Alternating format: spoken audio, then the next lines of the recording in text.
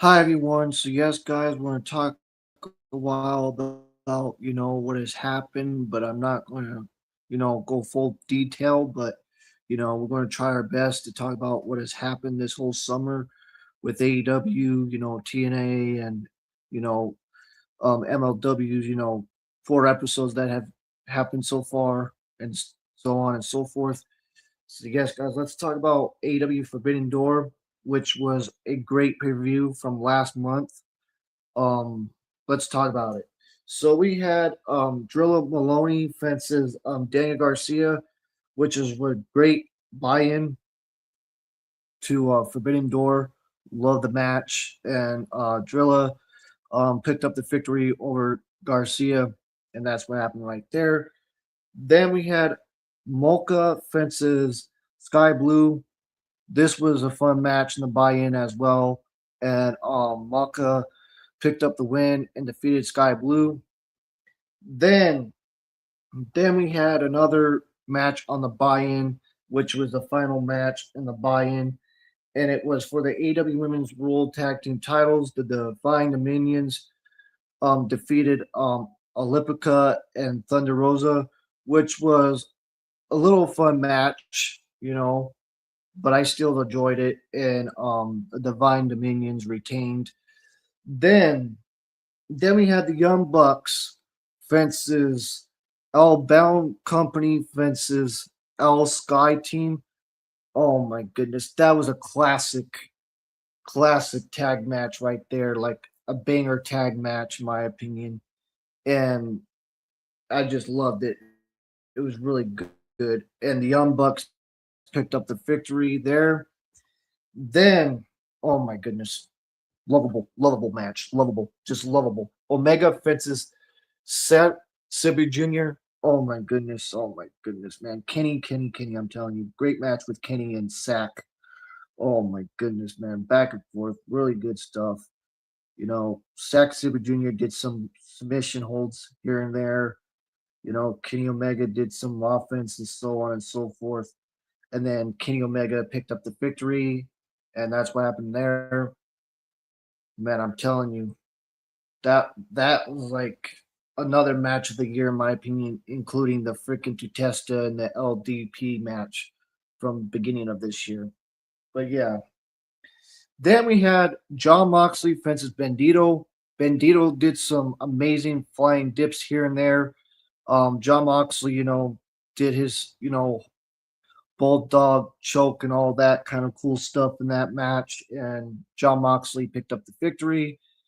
And just wonderful match with Bandito and John Moxley for the AW national title. Then, then we had the IWGP. I'm telling you right here, the IWGP Global title match with Pac and Shada Uminto. Oh, I'm telling you, Shada and Pac killed it, man. They really did. That was a great match with Pac and Shada. And Shada picked up the victory over Pac, and that's what happened right there. Then we had for the AW Women's title, Tekla versus Start Like Kid. Oh my goodness, Start Like Kid did amazing in that match. I'm telling you, you guys have to watch some clips here and there of Stardom. Stardom is an amazing women's promotion. I'm telling you. I'll tell you all.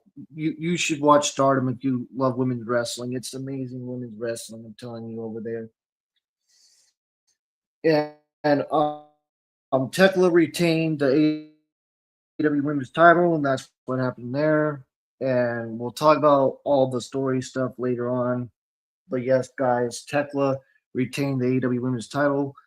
Then we had Adam Copeland and Christian Cage taking on the Dogs, which was a great match.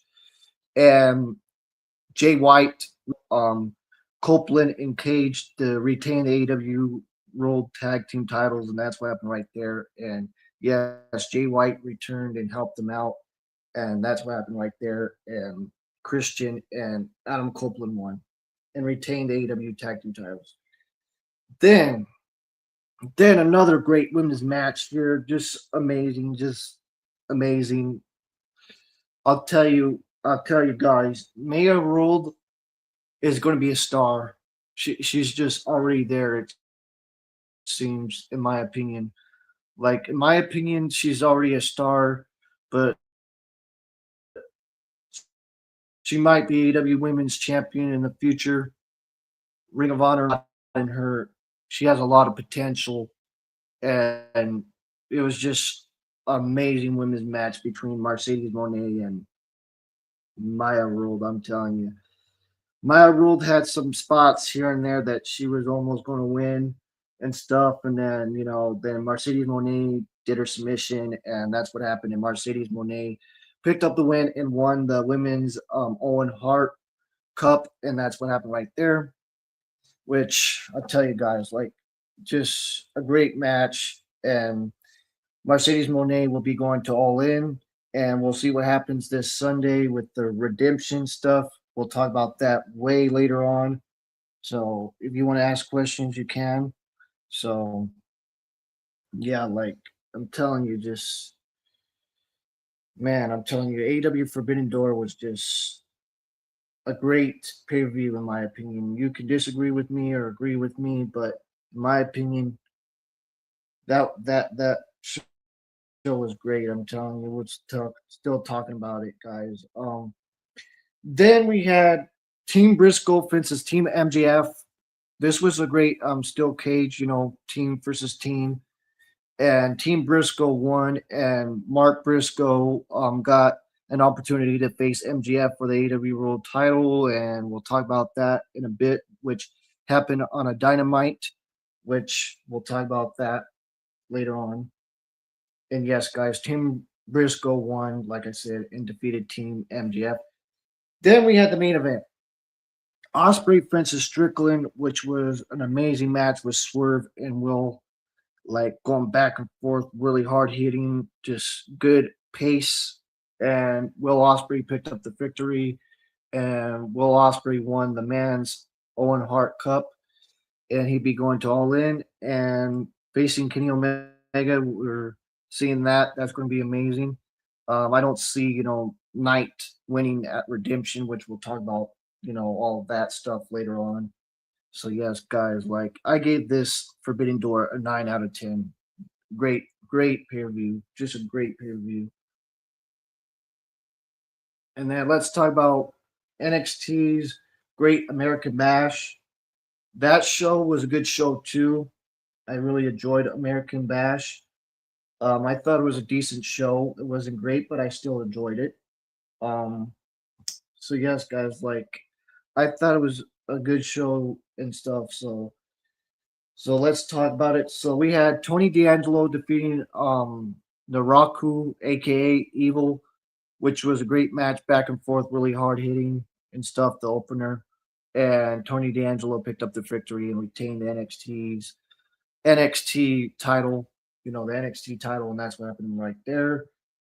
Then we had the whole thing with the North American title with Saria versus Tatum Paisley, and Saria retained the North American Women's title and defeated Tatum Paisley, which was a fun match. And hope the best for Tatum Paisley. I mean, I don't know what they're doing with her. I heard that they're calling her up to the main roster, and yeah, that's what happened there. And Saria picked up the victory over Tatum Paisley. Then we had Shallow Hill defeating Christian Angels, which was a little fun match and stuff. I enjoyed it. And Shallow Hill picked up the victory over Christian Angels. Then we had the WWE Women's Speed Championship. Um, it was just there. I don't care about the speed title. Great women, they're great two women that are great athletes, but the match, I don't like this whole minutes crap. And Wen Sinclair defeated Ariana Grace, and that's what happened there. Then we had Daquan Kroger, man. I'm telling you, this dude is amazing. I love this dude on NXT. I really freaking do. I love to see this dude be NXT champion or North American champion soon. Sooner than later, I would love to see this dude be NXT North American champion or NXT champion. And he defeated Dion Lennox, which was a fun match. Love both of these guys, I really do. And just they put on a good show, and went and Daquan Kroger picked up the victory over Dion Lennox. Then then we had the NXT North American title match with Miles Bourne and Devon Heights, which was a great match in my opinion. They went for a while, and Miles Bourne picked up the victory over Devon Heights. Then we had Kendall Gray facing Lola Vice, which I love this match. This was a good women's match, and just a wonderful moment for Kendall Gray to become the new NXT Women's Champion, and it was a great moment for her, and I loved it. It was a good moment, in my opinion, as well. I love both women. It was hard to choose, and I wanted Lola Vice to win, but still, it was a fun moment for Kendall Gray. So that's my thoughts on that, guys. And I gave this show a 7 out of 10, and I gave Forbidden Door a 9 out of 10. So yes, guys, we're going to take a little breather here, and we'll be right back. We'll talk about TNA Slammiversary, which TNA Slammiversary was good in my opinion. There were some good moments in my opinion. We'll be talking about that here in a second or two.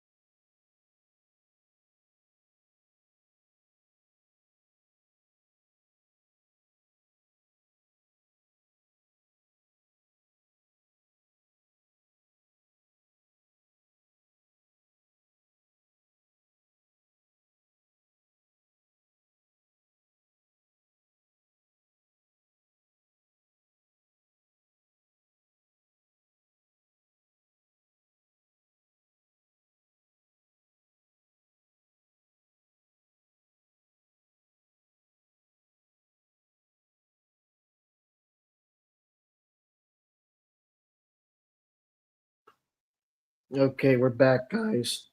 So yeah, let's talk about TNA Slammiversary, which was a decent show in my opinion. It wasn't great, but it was good in my opinion.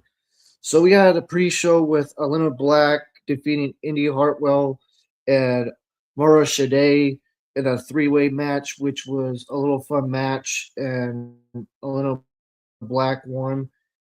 Then we had the Ultimate X match, which was crazy, like all kinds of high flying maneuvers and just an amazing opener for the main show and stuff. And Cedric Alexander retained his, X Division title, and just it was fun to watch.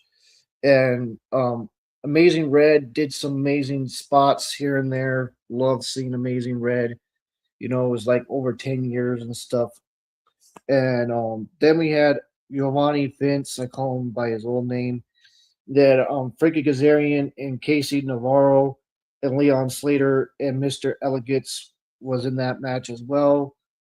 Love some of the spots that KC did as well. Leon Slater did some amazing dives as well. And Mr. Elegance didn't do so much in that match. But I love Mr. Elegance though. But at the end, Cedric Alexander retained his X Division title. And then we had another match on the pre-show, which I forgot to just talk about, guys, was the Ricky Soa fences Eric Young, which was a great match, and I think that was a great standout, for Eric Young because Eric Young is no longer there. Um, yeah, he got released. The other person that got released there was Sinner and Sane. I really hope the best for TNA as well. TNA's going to a spine role just like WWE is. Like, I love TNA, but it's sad that, a lot of those people are leaving, but at the same time, there's good moments for them because they're going to be in the independent. Some of them might go to AEW. So yeah, but yes, guys, Ricky Soa won that match, and it was a fun pre-show match as well, including the opener for the main show. So sorry that I didn't talk about that one. Then we had Elijah defeating AJ Francis. That was a little fun match there. Um, Happy that Elijah picked up the victory over AJ Francis. AJ Francis did some cool, stuff here and there in the match, but I think the match was fine for what it was. I still enjoyed it though, and Elijah picked up the victory. Then we had, oh my goodness, this was one of the best moments in my opinion.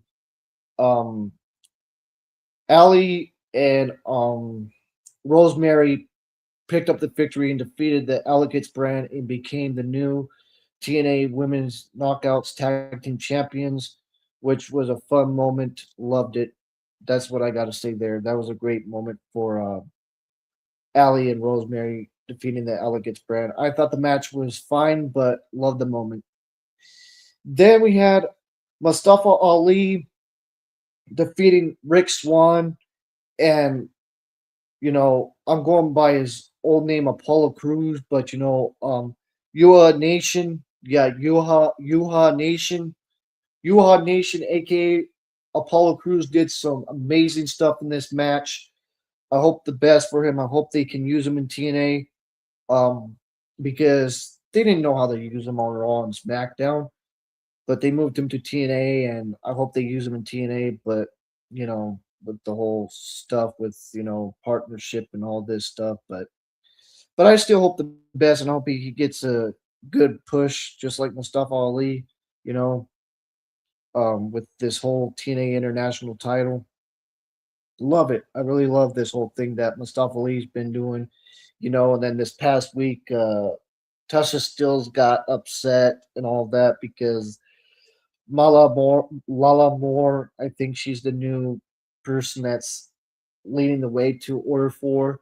So they might like have her break up with the Order 4. I don't know what's going to happen there, but yeah.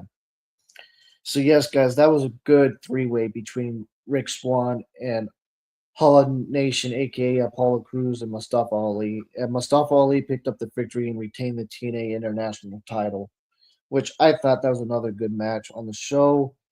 Then we had Moose facing Eddie Edwards. This was a fun match. I'm telling you, this was a fun match. Loved it. This was no surrender match. And they went back and forth for a while. Chain, all that cool stuff with chains and stuff and weapons and all that. And then out of nowhere, Alicia Edwards throws the towel in and she just says, I'm done. That Eddie Edwards was done and stuff like that, and that's what ended the match. He was beating the heck out of him towards the end and stuff like that, and Moose picked up the victory and by Alicia Edwards throwing the towel in for Eddie Edwards, and that's what happened there. And that no surrender. Then we had another great moment. Sire Brookside became the new TNA Knockouts Women's Champion and defeated Saya Saya Lee. I'll say it again, Lee Yang Lee. I'll say it again. Saya Brookside picked up the victory over Lee Yang Lee, which was a fun women's match between Saya Brookside and Ying Yang Lee for the TNA Knockouts title, and we have a new champion, Saya Brookside. Loved it. That was a good moment. Then we had Then we had the TNA World Tag Team Championships. You know, guys, I wanted the Righteous to win, but this was a fun three-way or four-way. I mean to say, sorry, apologize, a four-way with the Righteous and the System and the Hardys and the Great Hands.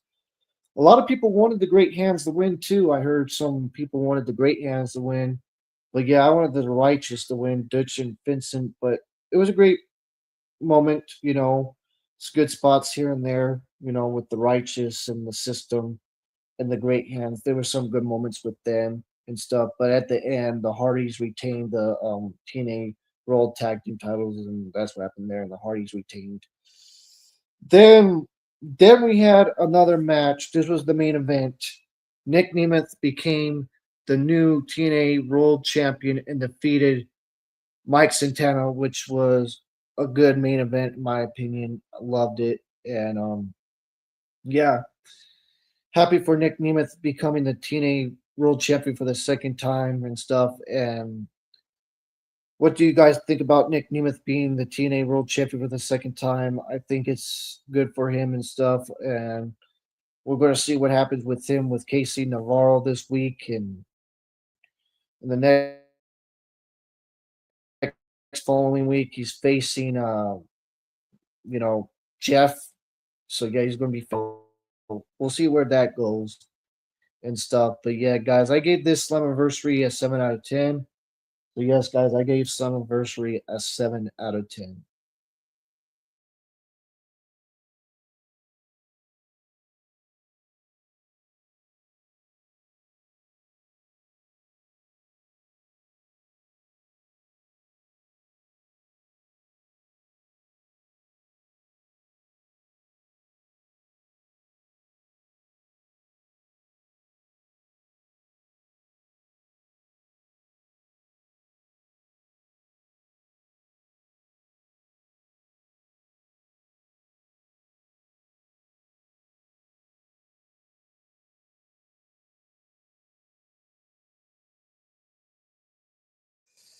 Then we had let's talk about MLW now, guys. MLW Fusion. I mean to say MLW Fusion, which was a fun show. I mean to say a fun show this week. Really loved it. Let's talk about it, guys. So yeah, Kushida faced tomorrow or not tomorrow. Kushida faced Tomlaro and Angel. Alan Angel. I'll repeat it again, guys. Kushida faced Tim Laro and Alan Angels and Ichimori. This was a fun match for the MLW middleweight title. There was some great flips here and there and stuff, and submission holds, really good submission holds and stuff. And Kushida picked up the victory by a roll up and defeated Tim Laro and Alan Angels and Inchamori, which was a fun match. I'm telling you, a fun four-way opener. Then Tim Laro offered a handshake, but Kushida attacked him and sold Tim Laro's mask and headed to the back during the title match. Chandra interruption appeared on the screen. We hear a voice, but couldn't see the person who was joining Chandra. Then we had a video aired of Yojima walking the streets of Charleston, Charleston, and taking in the Southern charm as Joe Dabrowski said. Then then we had this Shotzi Blackheart host the graveyard shake, um, the graveyard shift, which was pretty cool. This was really amazing in my opinion. And Scarlett Monet appeared and asked for a title shot. Then Lady Frost came up and spoke to both of them, and she wants a title shot too. And Shotzi said she will fight both of them, which that was a good part right there, man. I'm telling you, good stuff right there this week. I'm happy for Lady Frost. I hope that they use her really good in MLW, but we'll see where that goes with her in MLW. I know she's doing some other indie scenes and stuff. Then we had footage aired of Austin Aries beating Diego Hill. We saw Diego Hill sit on a stair, a staircase, and he was upset about the loss. He said a few words in Spanish, and Mexico came out a door, and they speak in Spanish with English, with English subtitles, and he predicts that Diego would become a great star, and Mexico invites Diego to appear into a tour of Mexico, which that was a good part as well. Then then we had Rick Rick Bolskett was on the phone telling Joe Dabrowski that someone attacked Trevor Lee backstage, and that's what happened right there. Then we had a swash match here. Manny Low faced Braun Coldstone. I don't know if I'm saying it right, but then Manny was a regular in a deadlock pro before it went to fun, and he faced um, Coulson before in a nice babyface pop for Coulson, and they went to the mat early on, and Manny hits some chumps, and Coulson hits a win up body slam and stuff like that for a little while, and he picked up the victory, and that's what happened right there. And DeBron Colson defeated Minnie Low and picked up the victory and pinned him with the ball game clothesline for the pin, and that's what happened there. Then we had Rick Bolskin interviewing Yojima on stage. Someone handed Yojima a bag of bread, and Coulson walked up, and Rick asked if he was inspired by Yojima and Coulson, and since but they are allies and stuff like that. Then Killer Cross stood outside with his title over his shoulder, and he says he's going to sign a contract to face Yojima. So yes, guys, we're going to see that. That's going to be cool. Cross and Yojima for the MLW World Title. Then, then we had Cruz Kroger and the Good Brothers, Carl Anderson and Luke Gallows with Shotzi taking on the Skyscrapers with Josh Bishops and the Nijak. I'll say it again, guys. Dominic Nijak and Josh Bishops in a handicap match and stuff, and then a surprise, Bishop Dyer and stuff like that. Joining Josh Bishops and Nijak and stuff like that. Match went for quite a while, a little bit, which was another good match on the show. Went here and there and stuff, guys, with chomps here and there, and spine buster, a big spine buster by Carl Anderson and stuff like that. But at the end, the skyscrapers, the Dominic Nijak and Bishop Dyer and Josh Bishop defeated Mance Kroger and the Good Brothers, Carl Anderson and Luke Gallows, and that's what happened right there, guys. And Nijak got a roll up with his feet on the ropes to pin Gallows, and that's what happened there. Then that's what happened on the show, and yes, guys, I gave that show an 8 out of 10. I wish there was more stuff on MLW Vision, but yeah, that's what happened on MLW Vision. So yes, guys, I gave that show an 8 out of 10. This coming week we'll see Teddy Long coming again and stuff like that on MLW. Trevor Lee got hurt, got attacked in the locker room. Yeah, all kinds of stuff that's going on in MLW. Really love MLW. I'm happy that they're back. I wish that they were a bigger promotion, but still I enjoy them even though they're a small promotion. So yeah, that's my thoughts on this week's MLW Vision.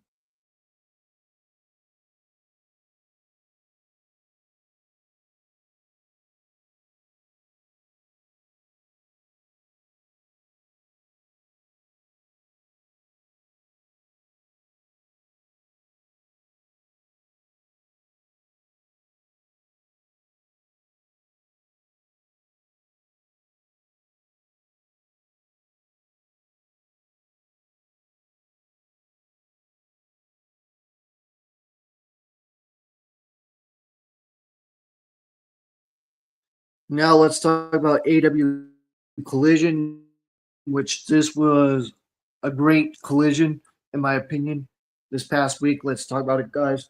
So we got Jack Perry versus Nick Wayne, which was a great opener. Nick Wayne did some good stuff in this match. You know, did his move sets and all kinds of great stuff with him. And then Jack Perry did some high dives here and there and stuff, which was cool with Jack Perry and stuff, back and forth for a while. And Jack Perry picked up the victory with a running knee. So that's what happened right there. He won with a running knee and defeated Nick Wayne. And like I said again, Nick Wayne did some good stuff in this match. So yeah, I like the dive that he did, the suicide dive that he did and stuff from Nick Wayne. But at the end, Jack Perry won with the running knee. Then we're building up the Young Bucks fences Osprey and Mox. That's going to be good this coming Sunday. Can't wait for that, guys. And they need to show Kenny Omega not to trust Will Osprey with the Death Riders. So that's what happened there with the video package with the Young Bucks and stuff. Telling Kenny Omega to not trust Will Osprey because he's a part of the Death Riders and all that stuff.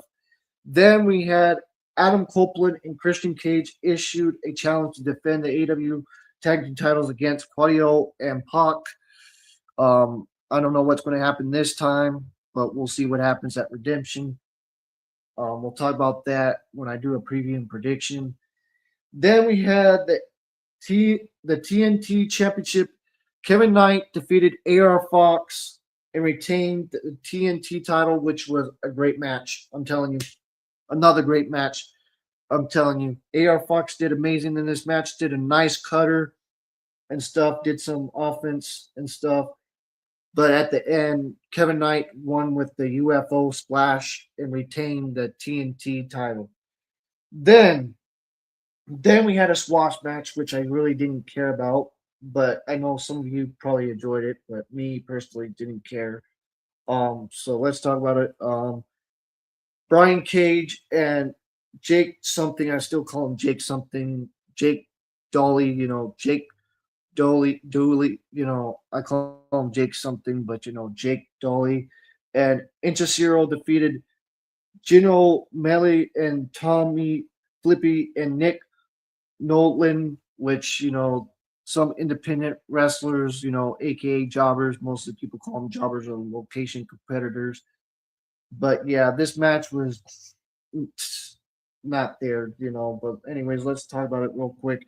So Knight joins commentary, and this is a swash, and great work from the Don Callis family, and Brian Cage picked up the victory with a knee strike and all of that, and then Lance Archer and RBG Fence joined the beatdown afterwards, and Mike Bailey came down and arrived with the baby faces with Conration and the Rascals, and this feels like a setup for a huge tag match on a future show and stuff.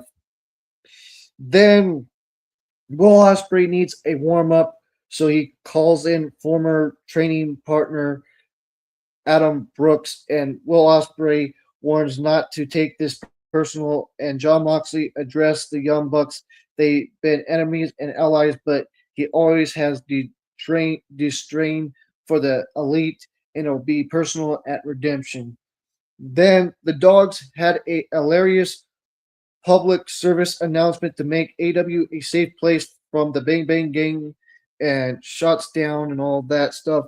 Then we had this match. My goodness, Will Ospreay defeated Adam Brooks, which ended in a stoppage with Will Ospreay just knocking him with his neck, just beating the heck out of him towards the end with his neck and just beating the heck out of him and stuff. And Adam Brooks tapped out to protect himself. So yeah, he didn't tap out. He just gave up, and it was stoppage. And Adam Brooks did some amazing stuff here. He did some punches here and there, some kicks and stuff, a dive, I believe. He did good in this match. Adam Brooks, man, I love Adam Brooks. This was a fun match with Ospreay and Brooks. Loved it. Then we had Darby Allen, Vignette. He will humble Kevin Knight by taking the TNT title and burning a car. Darby Allen burning a car down, and yeah, that's what happened there. Video, vignette. I call it a video package, vignette. Either way you can say it. Then we had Athena defeating Everett. Um, I have seen her in MLW as well. Ava Everett. Um, this match wasn't good. It was a squash, and Athena won, and that's what happened there with two power bombs and a submission, and that's what happened there. And then Athena crossed paths with the Brawling Birds for the next match, which was another freaking squash. I want women's matches to be longer, like 20 minutes, 15 minutes, not these freaking squash matches. I mean, I do not like them. But anyways, that's what happened. But let's talk about it. So the Brawling Birds defeated Tara James. I have seen her, in MLW. Tara James, she's pretty good in my opinion. And she has done other stuff in the indie scenes.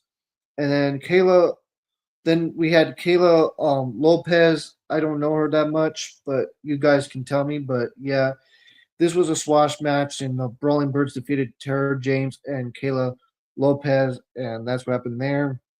And they won with the one stone combo finisher, and that's what happened there with the Brawling Birds. Then the Bang Bang Gang desists the PSA from the Dogs, and Jay White thinks that David Finlay is too scared to wrestle him, so Sling Blade calls out Clark Connor for a match on Dynamite. So yes, guys, we're gonna see Jay White taking on Clark Connor this Wednesday. Then Tommaso Ciampa defeated Ryan Reed, which was a fun match. I'm telling you, back and forth, really good stuff. Ryan Reed did a nice suicide dive here and there and stuff. Did some offense, but at the end, Tommaso Ciampa picked up the victory with a running knee on the target, and that's what happened. And he picked up the victory. Then afterwards, Tommaso Ciampa, confronted. I'll say it again. Tommaso Ciampa confronted Paul White on commentary with a message for Chris Jericho, and the Psycho Killer is not afraid of the Painmaker, and he wants a no holds bar match at Redemption, which we're going to see this Sunday, and I can't wait for the Painmaker fences Tommaso Ciampa and stuff, guys. That's going to be fun. Then Andrade was blindsided by Mark Davis backstage, and Mark Davis chokes him down to the floor.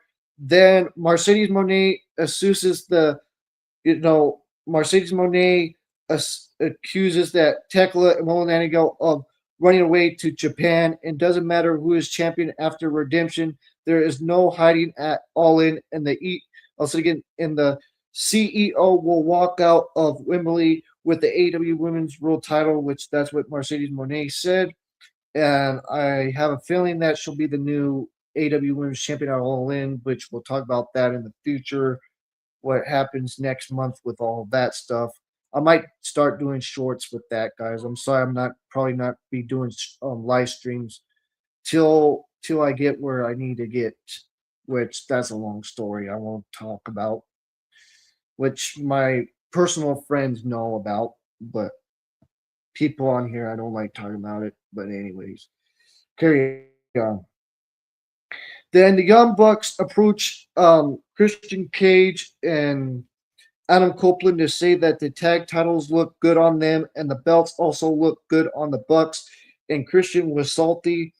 Then we had Bandito defeating Adam Priest to retain the title. And Adam Priest and then went slap, slap, hard hitting, slap, slap, slap, slap, slap, which was fun. And then, Bandito tried to do a 21 plex and was blocked. And then Bandito went for a different move. Then Adam Priest grabbed his feet to stop the motion and all of that good stuff. But at the end, Bandito retained by doing a German suplex to win, and an awesome maneuver. And that's what happened right there. Then we had the Triangle of Madness won the trios titles in Stardom, and Julia Hart and Sky Blue challenged the Divine Minions to a hardcore match for the AEW Women's Tag Team titles, which is going to be a no DQ for the AEW Women's title this Wednesday between the Divine Minions versus the Sisters of Sin. Can't wait for that, guys. And then we had the main event. oh, this was a good main event this past Saturday. Shida defeated Queen Monata to retain the TBS title, which was back and forth, really good stuff, guys. Shida poked the eyes for a roll up, then Shida played dirty throughout the match and all so on and so forth. And then Queen Monata jammed her knee early and then instantly affronted her movement, and Queen Monata scored a few close calls on pinfalls and then going back and forth for a little while, and then but the but at the end Sheeta retained with her feet on the ropes, and that's what happened right there, and she won with having her feet on the rope 1, 2, 3, and that was an amazing match in my opinion, and a fun women's main event on Collision. Then afterwards, Sheeta attacked Queen Mononata with the candlestick, and then Maya ruled ran out for the save and all of that. And then we're going to see Maya ruled fences Sheeta for the TBS title this Sunday, and we'll see what happens with that. So yes, guys, that's what happened there on Collision. Now let's talk about a little bit of Ring of Honor, which I think Ring of Honor has been doing good. I'm happy. So let's talk about it, guys. So the Ring of Honor World Six-Man Tag Team Championship. Um, Dalton Castle and the Outrunners defeated the Premier Athletes and Beef with the elbow drop. I just call it the elbow drop because that's what I call it, the elbow drop. Pinfall. It's with cussing, but I know I cuss a lot, so I'll just say elbow drop. Then Angelo defeated Tom Rossi with a Navarro Death Roll submission. That was probably a squash. This there. Then main man Oro defeated Mark Davison with a reverse exploder tuplex pinfall. Then the Kingdom. I'll say it again. The Kingdom defeated the Workhorseman roll up by pinfall. Then AR Fox defeated Alan Angel with the 450 splash, which was a great match. Then we had the Ring of Honor World Tag Team Championships with Al Sky Team defeating Los Amaro Chave, which was a great Ring of Honor World Tag Team Championship match with Al Sky Team taking on the El Pearl Chave, and they won by submission. The El Sky Team with the La Masa submission by Mexico. Then we had Buzza and the Brain, Jordan Ovaler and Alex Price, man, defeating the M collection by a double Styles Clash, which was just there. Then we had the mint the this I'll just say it, Wesley, his old name, which a savior, Desmond, I was again Desmond a savior. Desmond a savior defeated Brendan Cutler with the cardiac kick. And then we had an 8-man tag match with Eddie Kingston and Ortiz and Adam Priest and Dynamite Kid, um, Tommy Billiken defeating the Shane Taylor's promotions with a roll up. And yes, guys, you know how much I love the Shane Taylor's promotions, but they lost in that 8-man tag with the Eddie Kingston and Ortiz and Adam Priest, and the Dynamite Kid, Tommy Billiken picked up the victory and defeated Shane Taylor's promotions. And then we had Athena and Billy Starks defeating Viva Fan and Lynn's Line. I was thinking Lacey Line with the pinfall of a Kerm Stomp, and that's what happened with the Kerm Stomp. And they picked up the victory, Billy Starks and Athena, and defeated Viva Van and Lacey Line. I was thinking Lane, Lacey Lane, which aka Kaden Carter. Then we had the main event. Oh man, I love Leo Rush. Oh my goodness, man. This Blackheart gimmick is just so funny, but at the same time, it's amazing. It's funny and amazing at the same time, even if that makes any sense or whatever to you guys. But to me, it's just amazing and funny at the same time. And he defeated Lee Johnson with a submission hold, and it was stoppage. It is stoppage with a hold, and that's what happened right there with the hold. Then we had a video of Blackheart, Leo Rush and stuff, talking about the whole his whole gimmick and stuff, which being funny, which I love it and stuff, guys. Then we had a video of AR Fox and Alan Angel earlier in the day, and AR Fox was sitting backstage ready to deliver a promo when Alan Angel walks in and saying he was signed to AEW before anyone knew who AR Fox was. And AR Fox reminds Alan Angel he doesn't even work there anymore. Them punk fakes, and Alan Angel clucks and storms off, and that's what happened right there. Then we had a video of Semi Guevara with Coleman and stuff, talking about his whole run with the Ring of Honor tag team titles and all of that. Oh my goodness.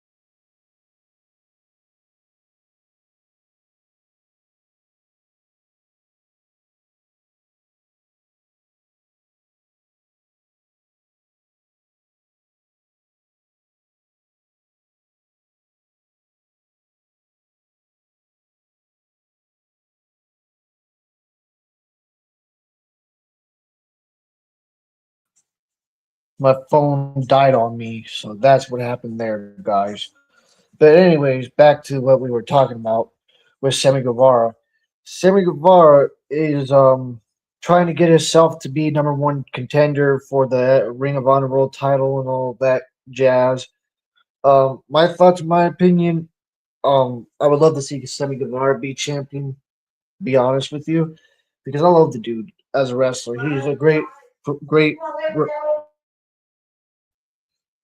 great wrestler. You know, Sammy Guevara just puts on good matches. I'm telling you, and I love his GTH finisher. So yeah, that's my thoughts on that. I mean, I see a bright future for Sammy Guevara if they know how to use him.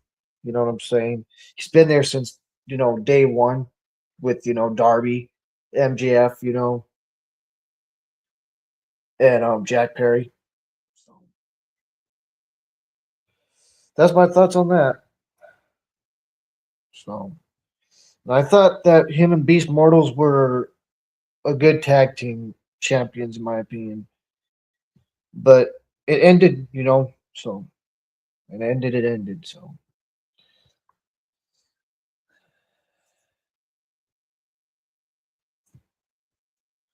and that was mostly it of the show. So yes, guys. So my thoughts on this week's Ring of Honor that happened. I gave it a 7. It was a decent show. Still enjoyed it. It was a decent show. So that's my thoughts on that. So and yes, guys. Tomorrow night they'll have a special episode on Ring of Honor called Ring of Honor Beatdown Showdown. I think on YouTube on here. So yep. Well, NXT is on. So yeah, guys. Good stuff. Good stuff. I enjoy NXT mostly out of Raw and SmackDown. Raw and SmackDown smoking some no good stuff. I'm telling you, not good stuff. And that's just my opinion. If you guys enjoyed that, fine, but don't judge me and Prince Idol. That's what I gotta say. Don't judge us, with that saying, "Oh well, WWE's better, man. Monday Night Raw and Friday Night SmackDown's better, man." And I hope that company goes, where that just makes me sick to my stomach. But anyways, let's talk about TNA again, guys, from July 16th this past week. So yes, guys, we had M by Elegance taking on Rosemary in this Knockouts TV tournament for the women. I like the belt. Some people think it's ugly. I don't know why, but that's their opinion. But me personally, I like the belt. So that's all I got to say with that. So yes, guys, and who picked up the victory here was you know M by Elegance, good match, like I said again, but M by Elegance picked up the victory and defeated Rosemary. So that's what happened right there. I really thought that Rosemary was going to pick up this victory, but M by Elegance picked up the victory. Good for her. Should be going to the next round. Then we had the system is backstage and refills on their bad night last week and stuff like that. And Barrett Branson is ready to take on Ricky Soa later, and the TNA X Division champion Cedric Alexander is confronted that he will continue his reign after his match against Giovanni Vince. That's what I call him by his old name. Sorry, but that's just how I call him. And then we had Moose fences AJ Francis, and this match ended by an expression. So that's what happened there and stuff, which was a disqualification. So yeah, Moose defeated AJ Francis with by his side impression. I think that's the name. Uh, Expression. I think the guy that's with AJ Francis. And that's what I was trying to say. But that was with AJ Francis was expression. So yeah, I'll say it again. Moose face AJ Francis with expression, and the match ended with a DQ. And that's what happened right there. The match was fine till that disqualification happened. And then Frankie Kazarian got involved and slapped Moose face to face into a steel post, and the ref called for the bell, and that's what happened. So they might be building Frankie Kazarian and a Moose storyline. I don't know, but that's where it's going, it seems. Then AJ Francis and Expression continue to attack Moose, and AJ Francis and drop Moose with a down payment. Then Alina Black has her eyes set on her match next week in the TNA Knockouts TV Championship tournament and is confronted going into her match against Wendy Chu. And TNA Knockouts World Champion Saya Brookside interrupts her and warns Alina Black to stay in her lane. And my thoughts, guys, of this, I'm happy that Wendy Chu is going to be on television, but she's still going to pick up a loss. I would love this girl to get used more, but I don't know. Like NXT, she wasn't even used. Like they just don't know how to use Wendy Chu. I mean, they were using her for quite a little while in NXT. They used her for a little while, then they forget about it, and then back and forth. I don't know. Like I would love to see Wendy Chu get a push. I really would love to see that girl get a push one day. I really do. I just don't know. I really don't know. That's all I got to say with that. Then we had the Mustafa Ali State of the Order address, which I was talking about, with Lala Moore. So yes, guys, with the whole story with Mala Moore. So Mala Moore thanks Mustafa Ali for believing in her and for the opportunity, and Maya Moore declares that in Mustafa Ali she trusts, and he is ready to declare the next number one contender for his title, and he's ready to give the power to TNA wrestling roster. And next week, he will allow them to vote for who will challenge Mustafa Ali next. Which I love this whole story with Mustafa Ali. I'm telling you, I'm happy that they're using him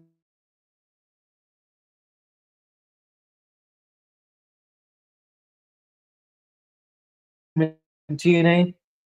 I'm really Jack T-Bar, pal. That was terrible, terrible, terrible.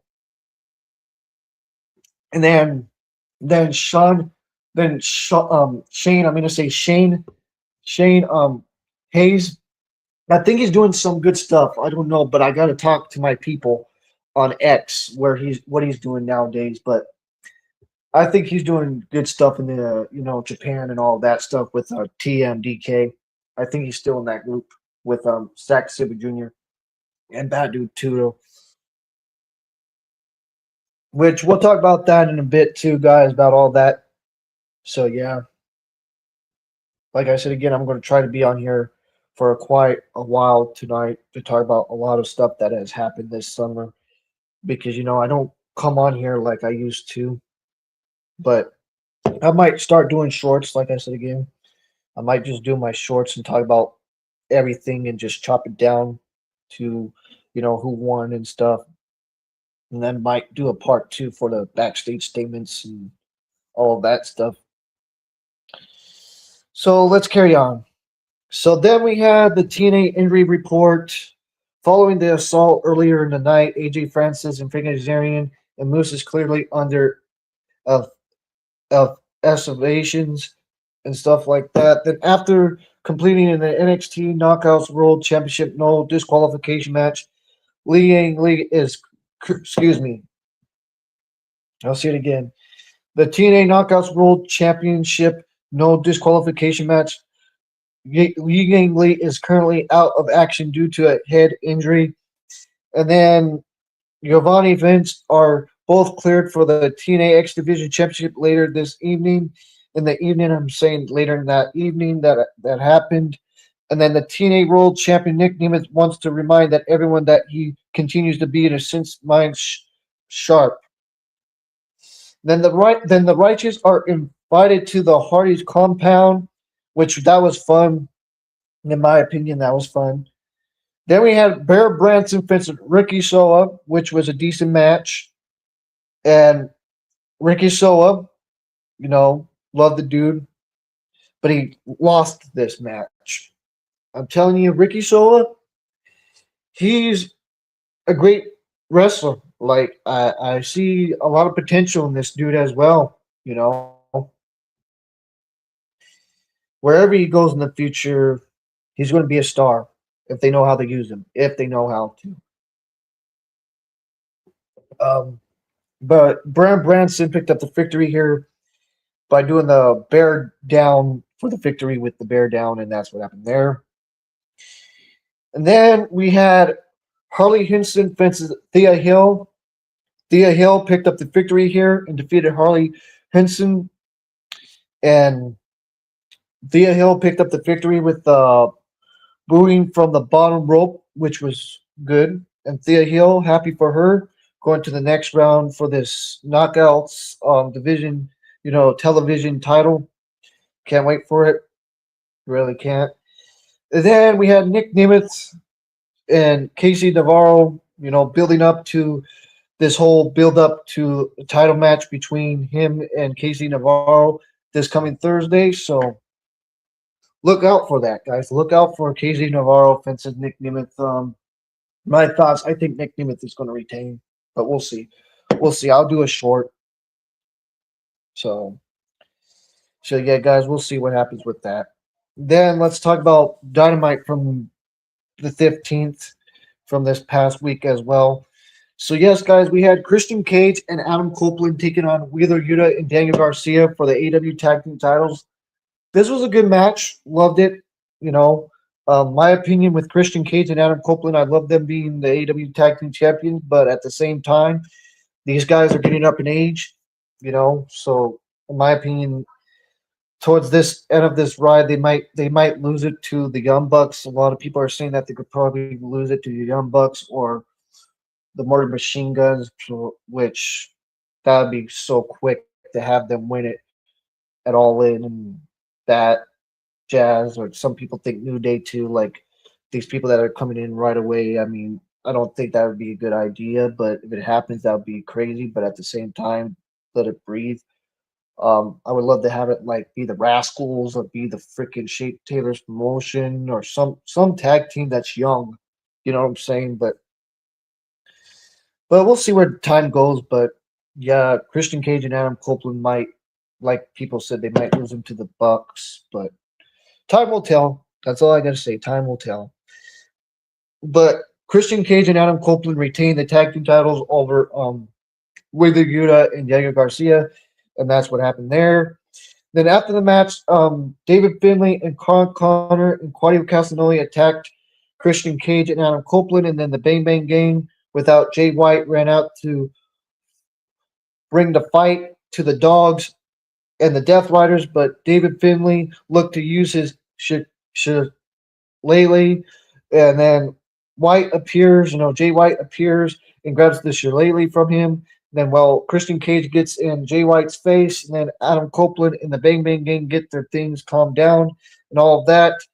Then Andrade Elo had a ring, and Renee Paquette told him, "Where did you find that?" And he said, "How do you know?" That's his new gimmick.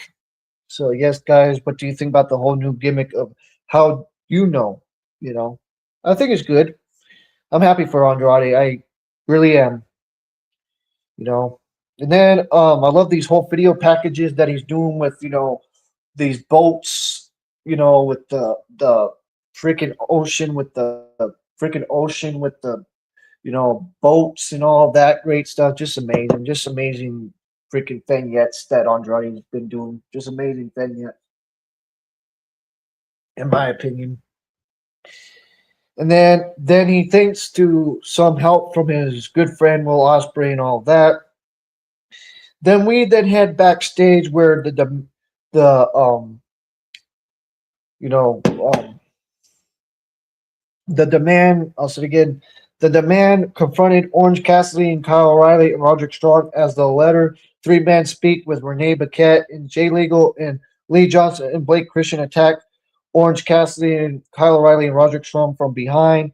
with Ricochet noticing he is promising none of the the the the man would attack the Conration members, which they haven't yet.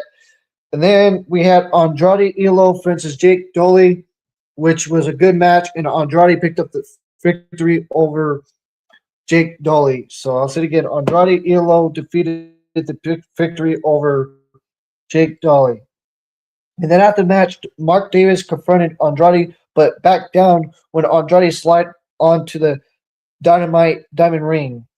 Then we have the Kenny Omega host a celebration for becoming the new AW World Champion, and then the Young Bucks gave him, a new title belt, which still the AW World title, not a new belt, but like just a different design, a different design because it was the MGF belt. So yeah, the Triple B is gone and all of that jazz right there, which we haven't talked about that, but I'll talk about it real quick with Beach Break.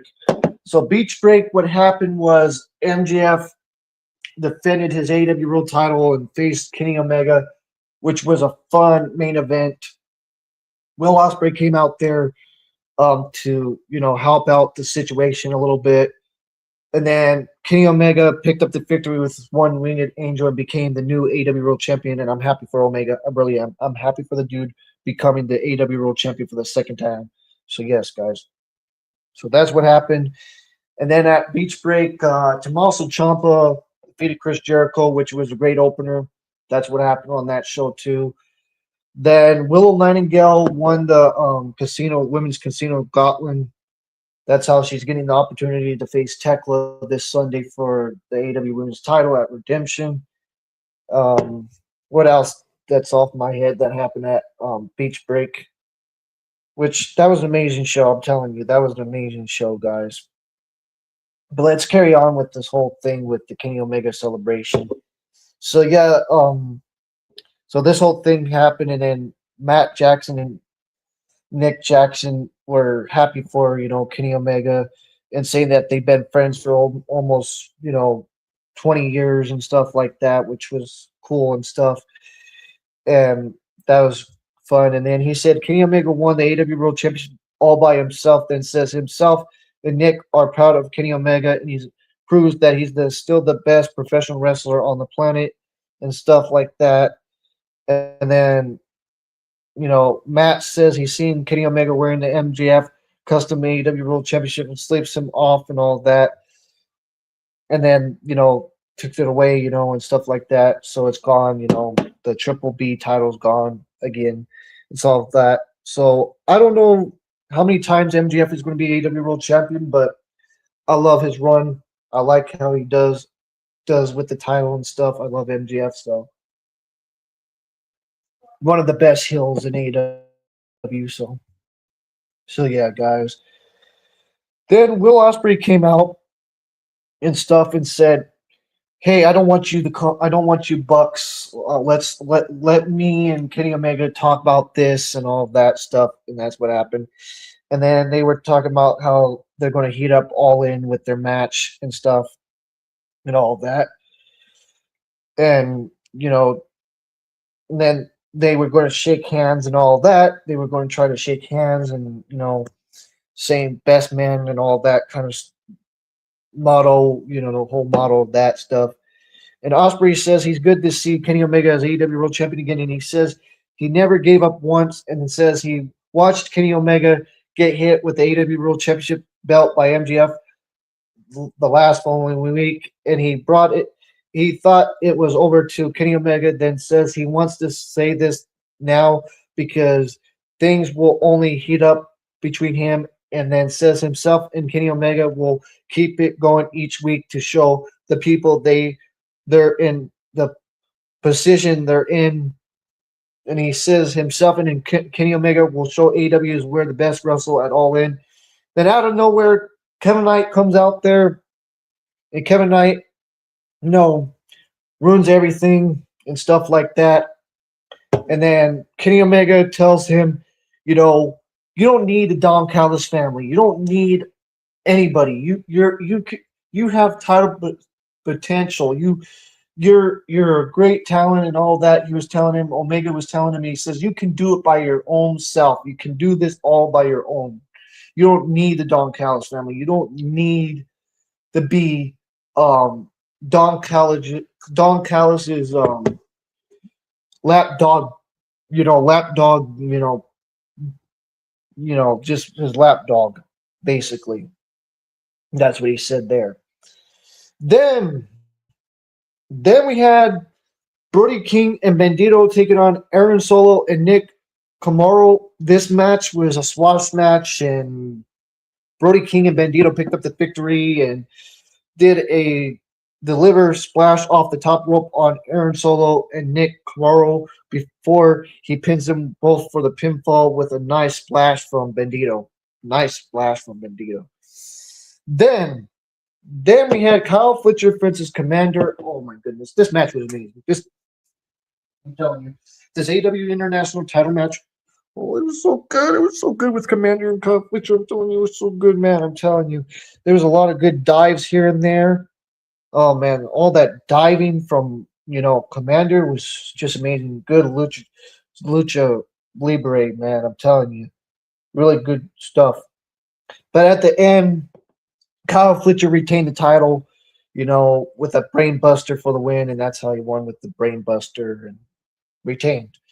Then after the match, Kyle Fletcher looks to rip off Commander's mask till Tutesta comes out there, and then Tutesta and him, brawl for a while. Then Okada comes out and surprises Tutesta with a Rainmaker. Then Okada, all that surprising, and all that. Then hits the Rainmaker on Tutesta, and then Okada picks up the International Championship and doesn't appear to want to hand it back to Kyle Fletcher. Then bugs Brody King and Bandito pursuits to take out Okada and Kyle Fletcher as they come to Tutesta's aid. Then we head over to a video from Chris Jericho where he reveals he's bringing back the Painmaker in a match against Tommaso Ciampa at Redemption. And Ciampa agrees that to challenge an issue on an open challenge on Saturday edition of AW Collision, which we already talked about that. Then we had Darby Allin versus Brian Cage. I'm happy that they're using Brian Cage again. I love that dude, Brian Cage. So yes, guys, it was a good match. Brian Cage did some, lifting and throwing. Darby sometimes he did some, throwing hits at Darby. Then Darby, came back and started striking at him, and then did a dive through the, barricade, and then back into the ring, and then Darby, picked up the win with the coffin dropped and won with the coffin drop. Then we had Willow Nightingale and Hyan and Maya World versus Mercedes Monet and the Divine Minions, which was the main event, and it was a great main event. Back and forth, really good stuff. Three Amigos from Mercedes Monet, really good stuff. Willow Nightingale whipped, Megan Bayne into the corner after Megan Bayne has tagged in on her side and then catched her with a spine buster to go for a pin and stuff like that. And Megan Bayne did some great stuff in this match, throwing, duplexes and all that kind of jazz and stuff, which was good. And Lina Cross did a boot and stuff like that, so on and so forth. And yeah, and then High-End did some good stuff in here too. And Maya Rule did amazing as well. Love that girl as well, like I said. And Willow Nightingale did, a bounce, throw bounce, tackle, shoulder tackle thing, which it's called a bounce, and all that great jazz.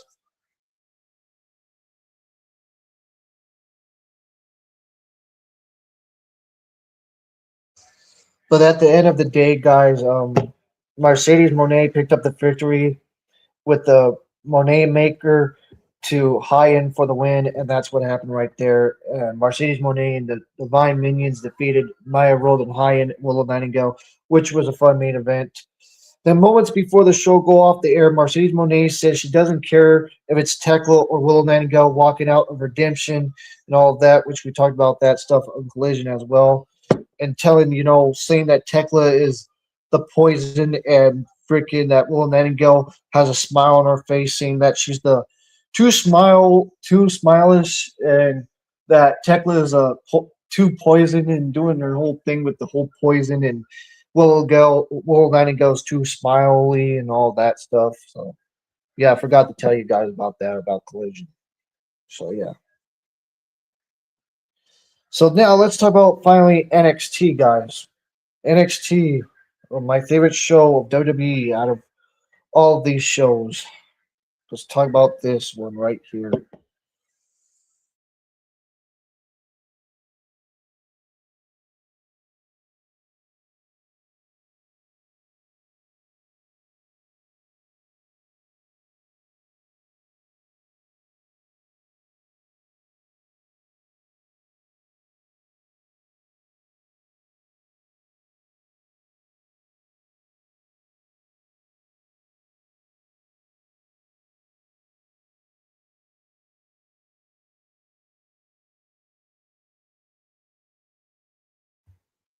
So we had Broad Baylor and Ricky Smoke with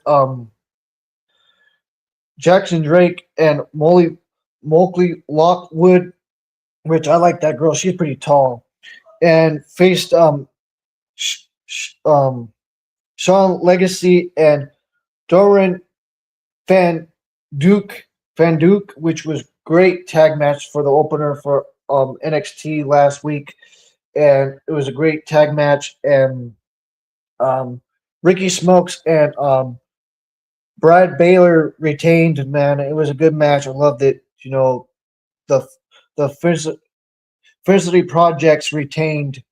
It was a good match, and Felicity Projects retained there, and they won with a DDT double stop combo and for Smoke for the win, and that's what happened there. And then we then head backstage to see the Quan Kroger spying on Shaw Legacy and Fan Duke. I'll just say that Fan Duke arguing in the trainer's room, and OTM catches Kroger, and Kroger asks them to tag with him against Dark State, and OTM denies to do so and runs into Birthright backstage, and then back at back to the ring. Then we hear from Christian Angels talking smack about Shallow Hill and stuff like that. And Angel says, "Man, like Shallow Hill were created to walk around with dirt under their nails, but he was set for Ramos to pull out Shallow Hill's fake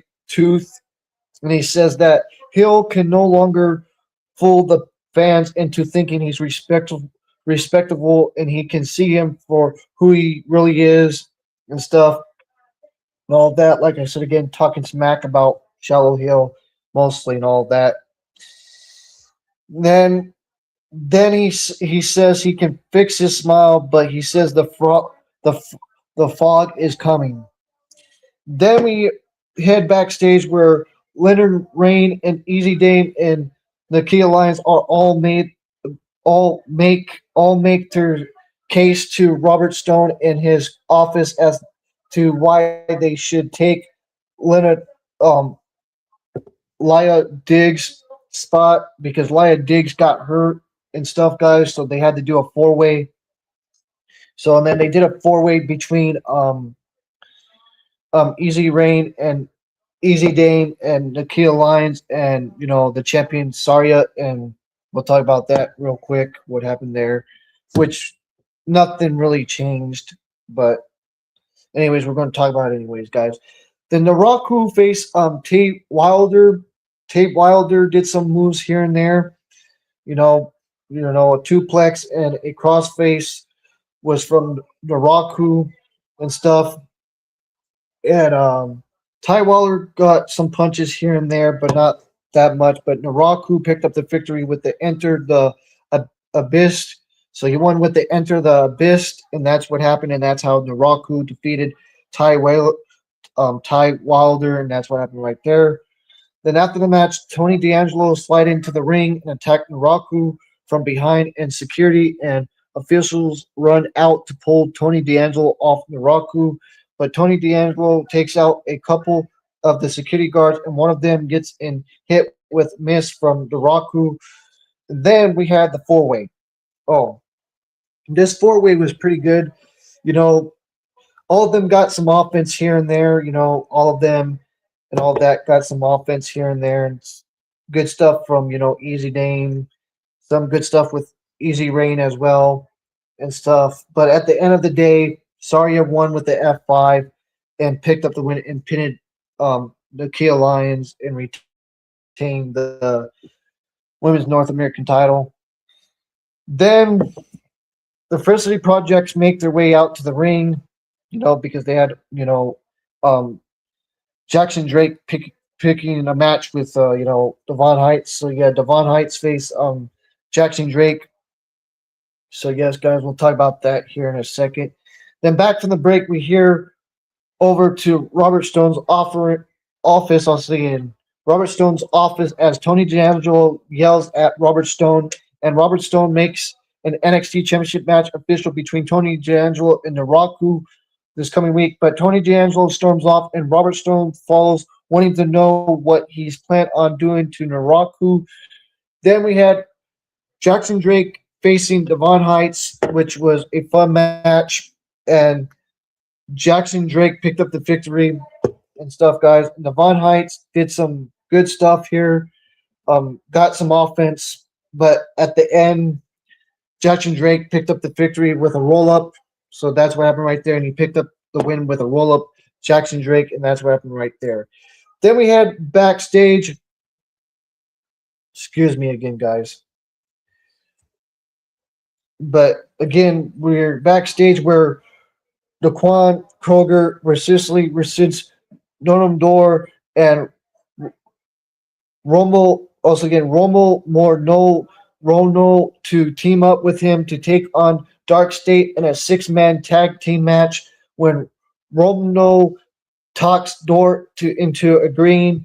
Then we head backstage where Armstrong asks Jenna Parker what she's looking at, and Natty, Natalia blindsides Jenna Parker from behind when Armstrong walks off with Nakia Lyons and Carmen Pasakovic joining her. And then we had a triple threat. This was a great main event. Oh my goodness, this main event was so good. Even though the outcome, so we had Armstrong and Jordan and Vice, but at the end,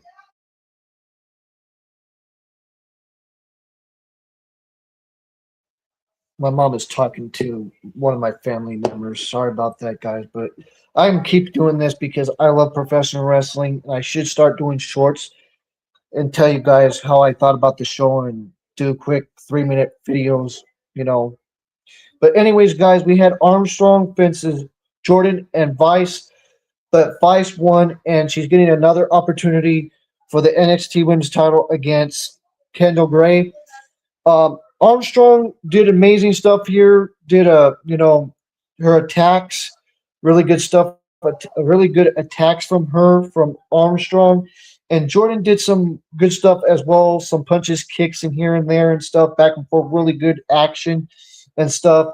And Low Vice, picked up the momentum and just kept on going. And she picked up the victory, and that's what happened right there. And Lola Vice did a spinning kick to her head and pinned her for the win and pinned Armstrong, and that's what happened right there. So I'll say it again, guys. So the 450 splash off the top rope to Armstrong, and then Lola Vice then catches Armstrong with a spinning kick to her head and pins her for the win, and that's what happened right there. Then we head outside to the Performance Center where we see officials of Sicily running to the parking lot to find Tony D'Angelo and Naraku brawling to one another. Officials separate the two men with Robert Stone informing both men that their NXT Championship match will be a street fight, and we'll see what happens with that. Can't wait for that. I think Naraku's going to pick up the victory, but I can be wrong. But yeah. So yes, guys. That's my thoughts there. We're going to take a little breather here. Again, for 15 minutes or so, or 10 minutes, I'm going to take a little breather. I'll be right back.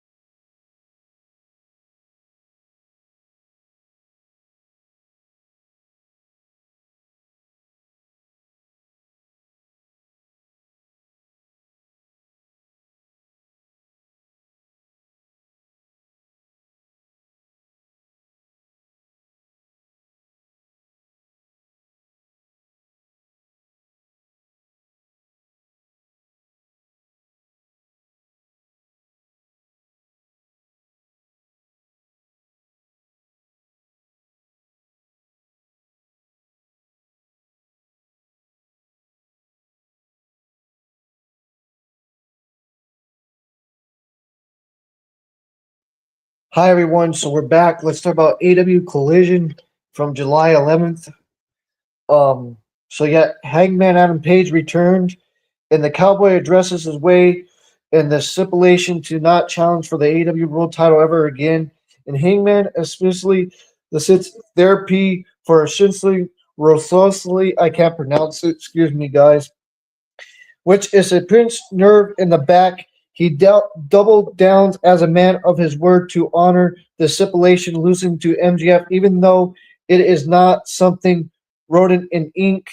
And Hangman was inspired by Kenny Omega winning the AW World title and finishing the race. And Hangman sees lots of empty tracks ahead of him, and he calls out all the single champions as persisting targets. And Hangman spent 7 years with the World Championship as the one goal that defines him, and he doesn't know who is without that gold. But that's what happened right there, guys, and all that. And then we had the AW World Championship. Bandito fences Shibata. Great match, great freaking match. Bandito fences Shibata. Slapped hard. It slapped so freaking hard for the Ring of Honor World title. Oh man, it was back and forth. Really good freaking action. I'm telling you. Oh, really good action. I'm telling you. Really good action.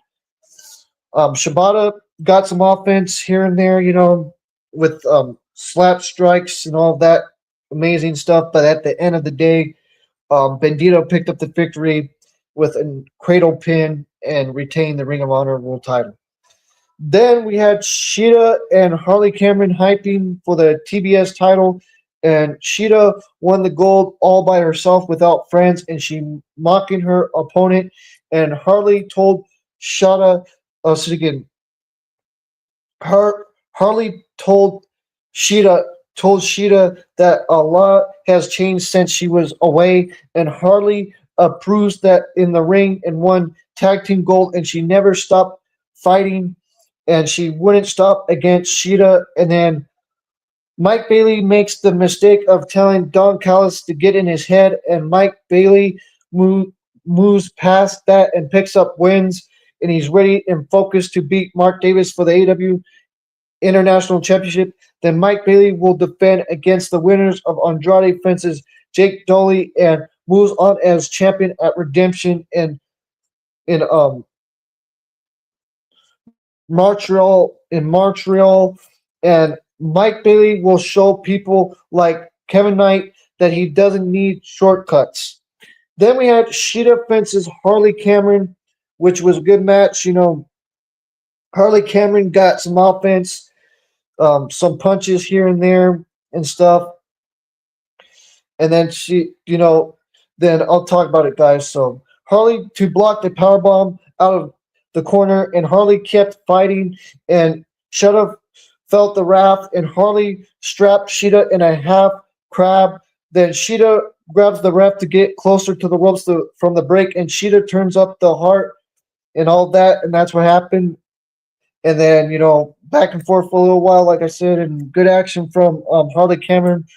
Really good stuff from Harley. But the end of the night, Sheeta retained the TBS title by submission, and that's what happened with the um, surfboard with a surfboard submission, and that's what happened, and that's how Harley Cameron tapped out and stuff. And then after the match, Cream Monada ran out to make the save. Then we had Matt Sydal. What are we doing, 20 pound? What are we doing with Mike Sydal? We need to use Mike Sydal more on television. I'm sorry to say this, guys, but we need to use Mike Sydal more on television, because I know a lot of people that I went to school with, they loved him when he was Evan Bourne. When he was Evan Bourne, oh man, people loved him in WWE. I'm not kidding. Like, people that I went to school with, they told me when they were kids, some people that I talked to as well, when they were kids, they loved Evan Bourne. So yeah. That's what I gotta say about that. But let's talk about it anyway. So Matt Sydal confronts Jay Legal. Again, Jay Legal and the Skrull about teaming up with the Demand, and Matt Sydal warns Jay Legal not to trust Ricochet, and the baldest man in AEW had ever since to mock Mike Sandel, and Ricochet points out that Mike Sandel was outnumbered 6-1, and Mike Sandel shouts that Ricochet is bald and runs away. Then we had Kyle Fletcher hyping himself as the new international champion. Mark Davis will keep his national title against Mike Bailey in the main event. And Jay Legal will handle Andrade, and Kyle Fletcher also called out Hangman for calling out championships, of which the Don Callis family holds three. And Kyle Fletcher blames the Rascals for his persistent injuries, so he wants Brian Cage to fest on also again the feast on Zachary Wentz tonight, and Trent Beretta criticized Darby Allin also again criticized Darby Allin for using exploding on the beautiful Monso man known as Brian Cage, and Darby Allin isn't here, so Trent Beretta comes to the conclusion that Darby Allin fears him, and Kyle Fletcher closes with the sentence that the Don Callis family runs AEW. Then the number one contender, Willow Nightingale, the congregation are still trios champions, and Orange Cassidy says one more member wants to be champion too. Enters Willow to celebrate her shot for the AEW Women's World title at Redemption. 2 months ago, Willow was sidelined with a shoulder injury, and she didn't care about it. And Willow works even harder to come back stronger, and she saw her chance in the Casino Gauntlet and earns the win. And Willow would beat Tekla and move on onto All In at Wembley. And Roderick Strong hands Willow a backpack to hold her future championship. Then Sky Blue warned Divine Minions that the Sisters of Sin do not defend pain and they live on it, which was pretty good. I loved it. Then we had this 8-man tag with Jon Moxley, Claudio Castagnoli, Really Good at Daniel Garcia taking on Top Flight and Commander and AR Fox. And the Death Riders, picked up the victory here, but let's talk about it, which was fun. So, yeah. So the pace of the action for the 8-man tag about and sides turns for good when Wheeler Yuta ducks a dive from Fox, and the Death Riders ran a train of corner strikes on AR Fox, and Daniel Garcia slaps on a sharpshooter, and Moxley adds a crimp stomp, and Garcia makes the pin, and that's what happened right there and stuff like that, guys. Afterwards, Moxley cuts a promo about the Death Riders training so hard that the heat and elevation doesn't bother them, and it is the Death Riders against the rule. Then the Divine Minions laughed about the Sisters of Stupid, which then I was like, what the hell are you calling the Sisters of Stupid? As separated to use hardcore tactics, and the Sisters of Sin will never hold the tag titles, which, it's a story, so, that's cool and stuff. I can't wait for the title match this Wednesday. And then Tekla has new enemies, and Mercedes Moné and Willow Nightingale have seen what the Toxic Spider does to presidents, and she'll do the same to the CEO. And Tekla claws Willow's plan to get injured and then cuts to the front of the line. The reason Willow isn't world champion is that she pretended to be a baby, and Tekla is a real-life woman. And all that. Then the Bang Bang Gang explains a since puppy audition ad with insults from the human dogs, and the puppies were named David Finley and Clark Connor, and they want them to find new homes and all that stuff. And as for the human dogs, they assumes them to rub their nose and fence. Then we had Brian Cage defeating Zachary Wentz, which was a little fun match here, and Power Francis Speed, and Brian Cage crushes an opponent. Then Zachary Wentz rails with a shotgun dropkick and a sense of strikes and a jumping cutter and stuff like that, and got some offense, Zachary Wentz. But the end of it, Brian Cage picked up with the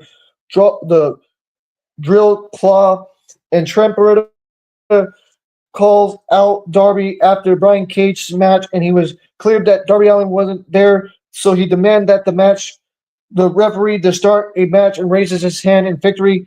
Then out of nowhere, Darby Allin comes out and attacks him and all that great stuff.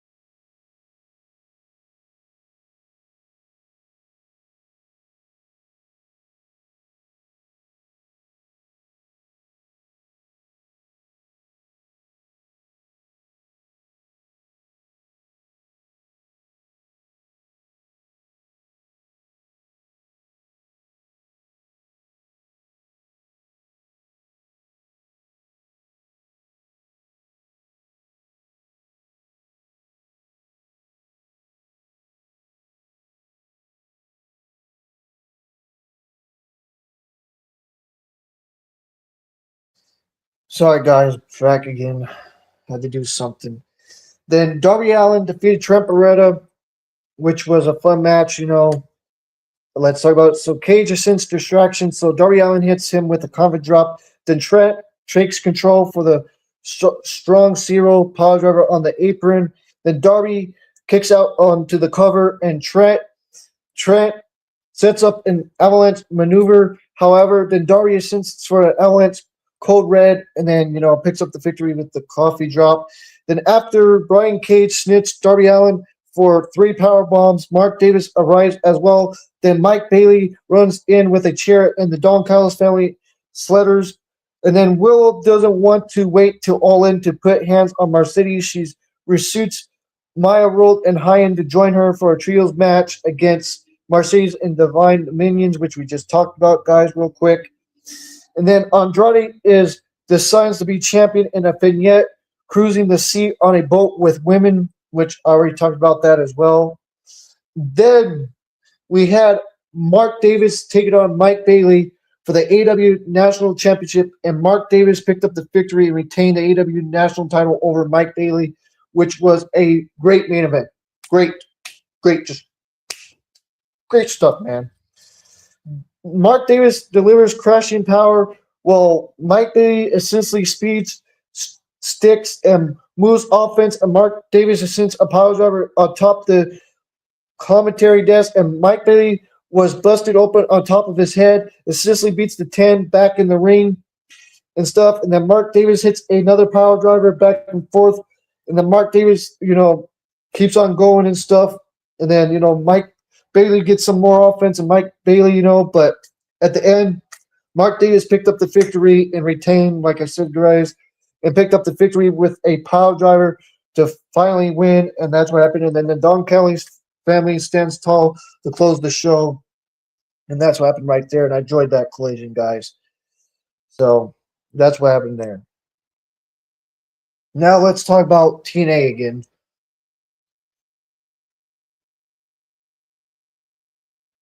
So we had the Hardys fences with their great hands for the TNA World Tag Team Championships, and the Hardys picked up the victory, which was a good match, back and forth, really good stuff with the great hands.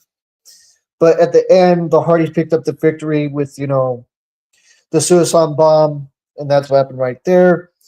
And then Jason Hutch and John Schuyler are met on the ramps by TNA International Champion Mustafa Ali with Special Agent Cyril. Mustafa Ali makes a phone call while walking away, and Jess Miller is backstage with Li Yang Lee before her Sicily rematch against Xia Brookside, and Lee is ready for a fight and will give everything to win back the title.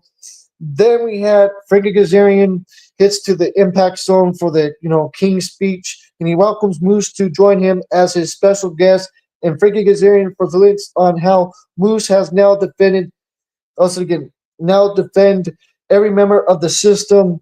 And Moose has been in TNA for over a decade, and at Slammiversary, he's got to share a moment in the ring with family for the first time.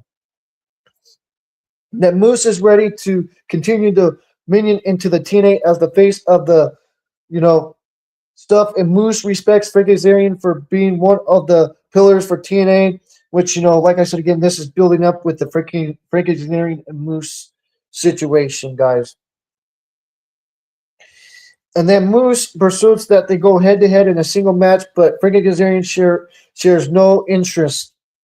Then AJ Francis hits into the ring with expression, and Moose is ready to fight. And AJ Francis accepts Moose appearance to face him the next following week, which we already talked about that, guys. Then Elijah presents onto the one goal in his mind, the TNA World Championship.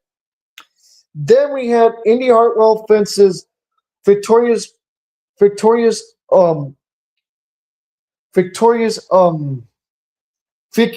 victorious Vicky, and this was a good match, guys. But at the end of all of this, Indy Hartwell won the match with the Heart Donut, and that's what happened right there. And Vicky did some great stuff in this match, fired off with some clotheslines, strikes here and there, and some other stuff as well. But at the end of the day, Indy Hartwell picked up the victory with the Heart Donut and should be moving on to the next round. Then, then the TNA injury report, the the personal conference, I call him George Iceman. George Iceman has since persisted and is still out. Then Li Yang Lee is still favorite in a league leg injury after her TNA Knockouts World Championship at Slammiversary and is not 100% going into her no disqualification later in the night.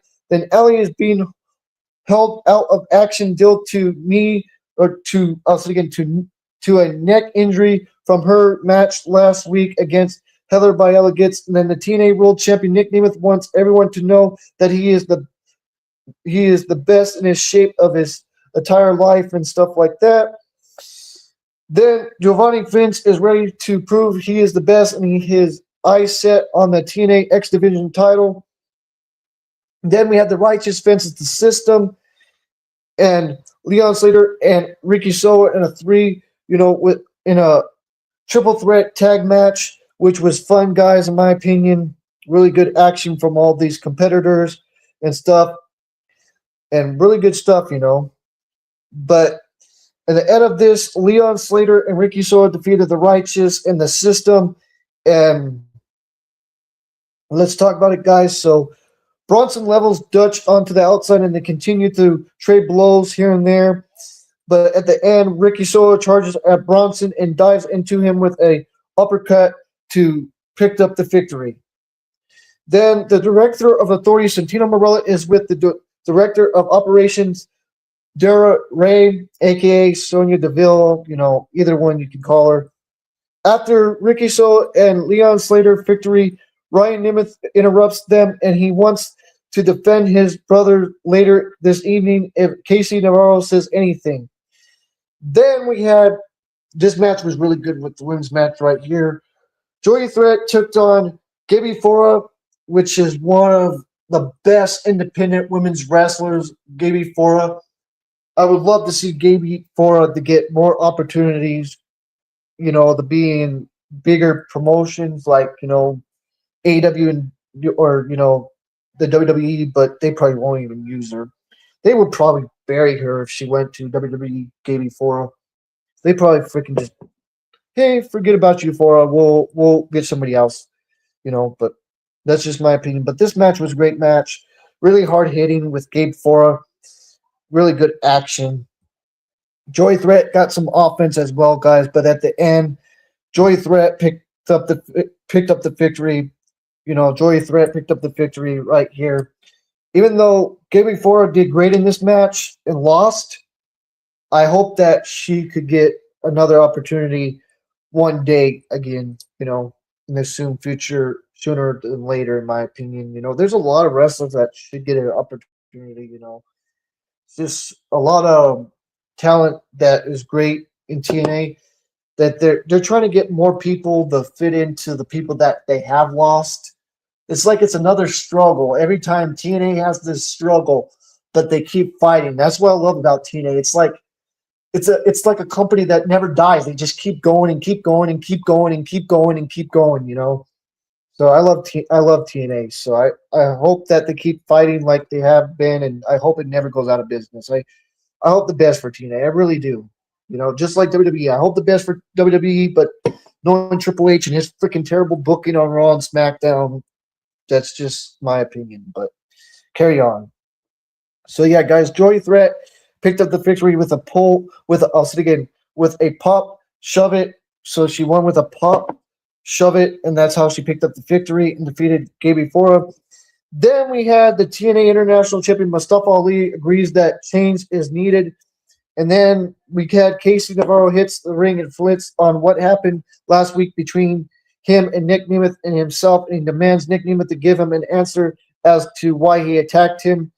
Then the TNA World Champion Nick Nemeth answers, and he feels that KC doesn't have it. And KC fires back and shares that he's got a title shot because he has it. And Ryan Nemeth attacks KC from behind, and Nick Nemeth joins them in the ring. And Nick Nemeth sends a crystal clear message to KC. Then we had Cyber Brookside fences Lee Yang Lee in a no DQ. And this was a fun match. Really good stuff. Back and forth, really hard hitting, submission holds, candlesticks in this match, you know, weapons, really good weapons and all kinds of cool stuff in this match. But at the end of it, guys, you know, Cyber Brookside picked up the victory, you know, and all of that. So that's what happened right there, you know. So I'm happy, you know, and stuff like that, guys. So that's what happened right there. So then we had the build up to, you know, all the other stuff, which I already talked about on the next following week after that and all that. And then we went back and forth and all of that. And, you know, like I said again, Cyber Brookside retained the TNA Women's title. And it was really good action. And she won with the dark side. She picked up the victory with the dark side. And that's what happened right there. Then let's talk about July 7th. So let's talk about July 7th. So we hear from Armstrong, and Armstrong says she has something to say and says that last Tuesday was crazy, and she said she saw Kendall Gray win the NXT Women's Championship at Great American Bash, and hears all the fans chant that Gray deserves it, but says all that went through her head was her next target, and she says she heard it all in the locker room, and people cried about not getting opportunities, but she said she also sees people blow their opportunity and says she creates opportunity. And Armstrong says everyone knows it's a matter of when she runs the NXT Women's Division, and says she's ready for the NXT Women's Championship. But Lola Vice music cuts off, and Armstrong, then she makes her way out, and Lola Vice says Armstrong thinks she did something because she jumped Gray, then says that she sees Armstrong as being an impatient for doing so, and she says she still wants her the NXT Women's Championship match. She says next in line for a title shot. Then Jordan makes her way, and she makes her way out and says that neither Armstrong or Vice isn't entitled to an NXT Women's Championship match, and says she beat Tatum Paisley last Tuesday, but no one is talking about her because everyone is concerned about Tatum Paisley. And Jordan says the conversation has to who has the next shot at the NXT Women's Championship, and refills around her and shoves Vice, and then Vice begins to run her mouth, and Vice and Kelani Jordan exchange forearms with one another, but Armstrong levels Lola Vice and Jordan with a double shoulder tackle. Then we had Sean Legacy and Van Duke fences OTM and the birthrights for a number one contender match for the NXT Tag Team titles, which we all know Shane Legacy and Van Duke, also again, Fan Duke and Shane Legacy picked up the victory and defeated OTM and the Birthrights to get that number one contender match and stuff like that, guys. And then Carver faced Tank. Also again, Carver faced Tank and stuff like that, guys. And Carver picked up the victory over Tank. Then we head over to a video from Raku, who has a message for Tony D'Angelo, makes it clear he still wants to take the NXT Championship from him, and sees Cam Hendricks, also again Cam Kendricks and Ty Wilder to respond to Raku's video in the medical office, with Cam Hendrick to tell Wilder and Mason Rooks is cooked when he's at 100%, and Mason Rooks confronts Cam Hendrick about saying he's the person who hurts him, but Wilder fans then flamed by confronting Hendricks to just say Rooks has hurt him, and a fearful Hendrick runs away, and then we have a number one contender match for the women's North American title, and Leah Diggs picks up the victory and defeats Thea Hill, and Lisa Rain fences Easy Dame.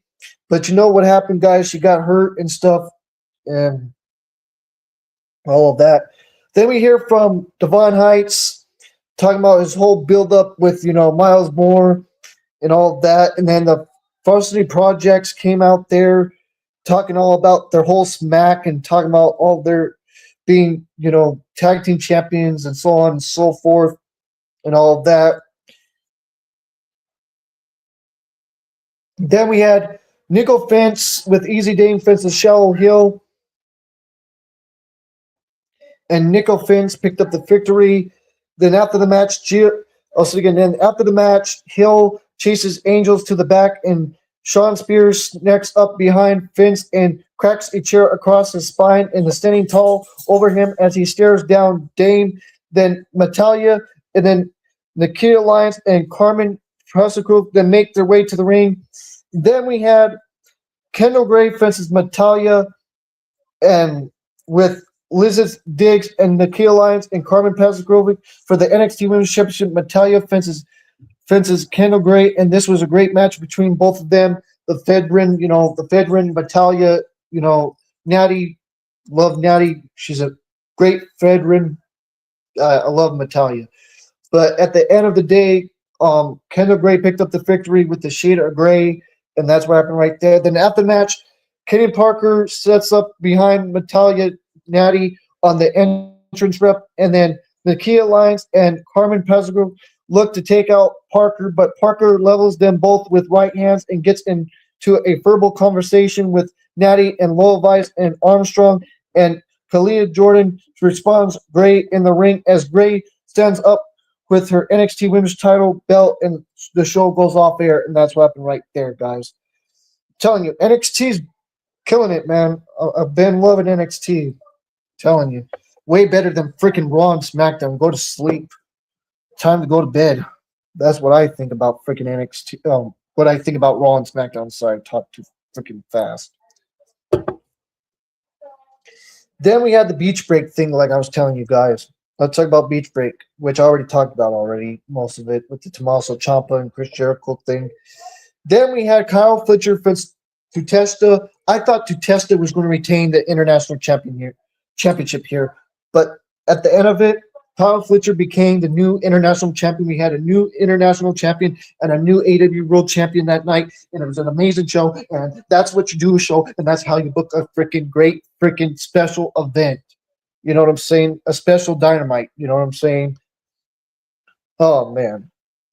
Then Will Ospreay and Jon Moxley faced the Workhorse Man. That match was fine for what it was and stuff. And like I said again, Jon Moxley and Will Ospreay won that match, which we already talked about all the other stuff, who won and stuff. So yeah, that's what happened on that show, and I gave that show a 10 out of 10. That Beach Break show was a 10 out of 10.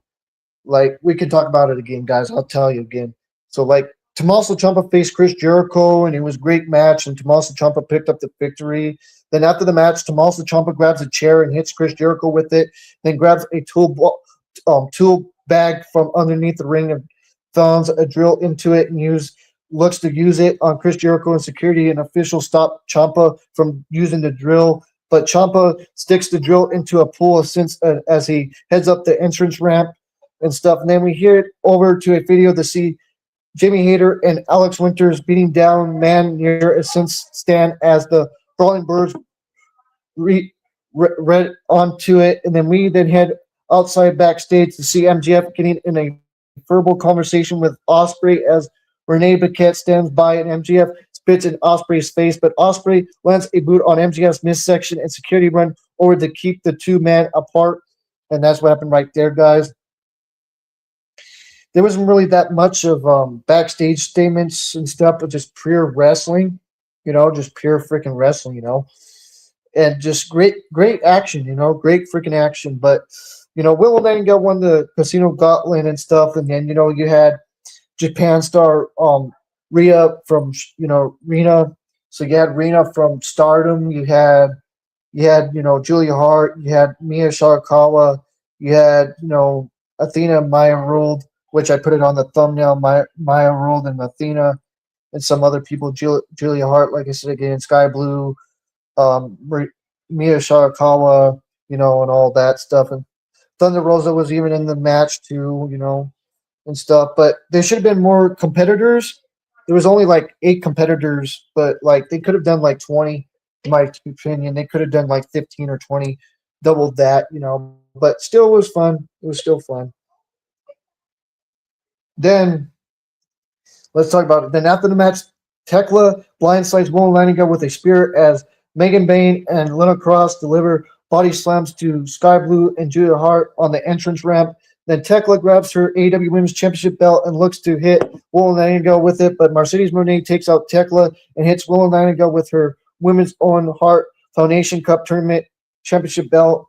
And that's what happened right there, guys. And then we head over to a video of the Jurassic Express where Jack Perry reveals he resigns with AEW and all that jazz, and that's what happened right there. And the other thing, during that whole match with the Casino Gauntlet, Julia Hart and Sky Blue attacked the security guards, which was freaking hilarious with candlesticks, and it was funny. That was hilarious. Like, that was great, hilarious.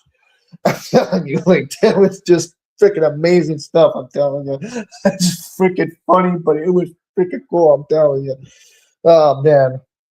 But yeah, that's my thoughts on that, guys. It was an excellent episode of Beach Break. It was just excellent. Then let's talk about Ring of Honor again, guys, real quick.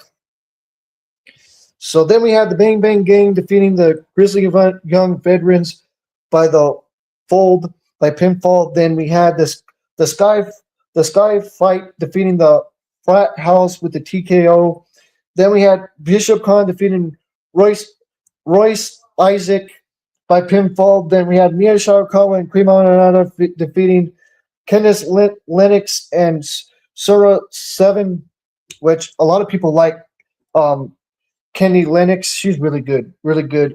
Looks a little bit like Mercedes Moné, but it's not Mercedes Moné. It's Kenneth Lennox and Sonara 7, and they won by a figure 4 leg lock. Mia Sharakawa and Queen Malanada. Then the Legal Twist defeated the Colin, Eddie and Orlando Colin, the guys that used to be in WWE, Eptico and Mystico or whatever, those guys and stuff. But, they've been being called Eddie and Orlando now. Then the Pure Rules match, Mance Warner defeated Daddy Magic Matt Menard by a DDT. Then Easy Dawn defeated Kaylee Riggin by a Dragon Sleeper submission. And then Sanam Singh defeated Bruce Hamilton with a choke slam. And then we had an 8-man tag. The Rascals and the Von Erichs defeated Nathan Cruz and IL Carlo Grillo with a hot fire flame.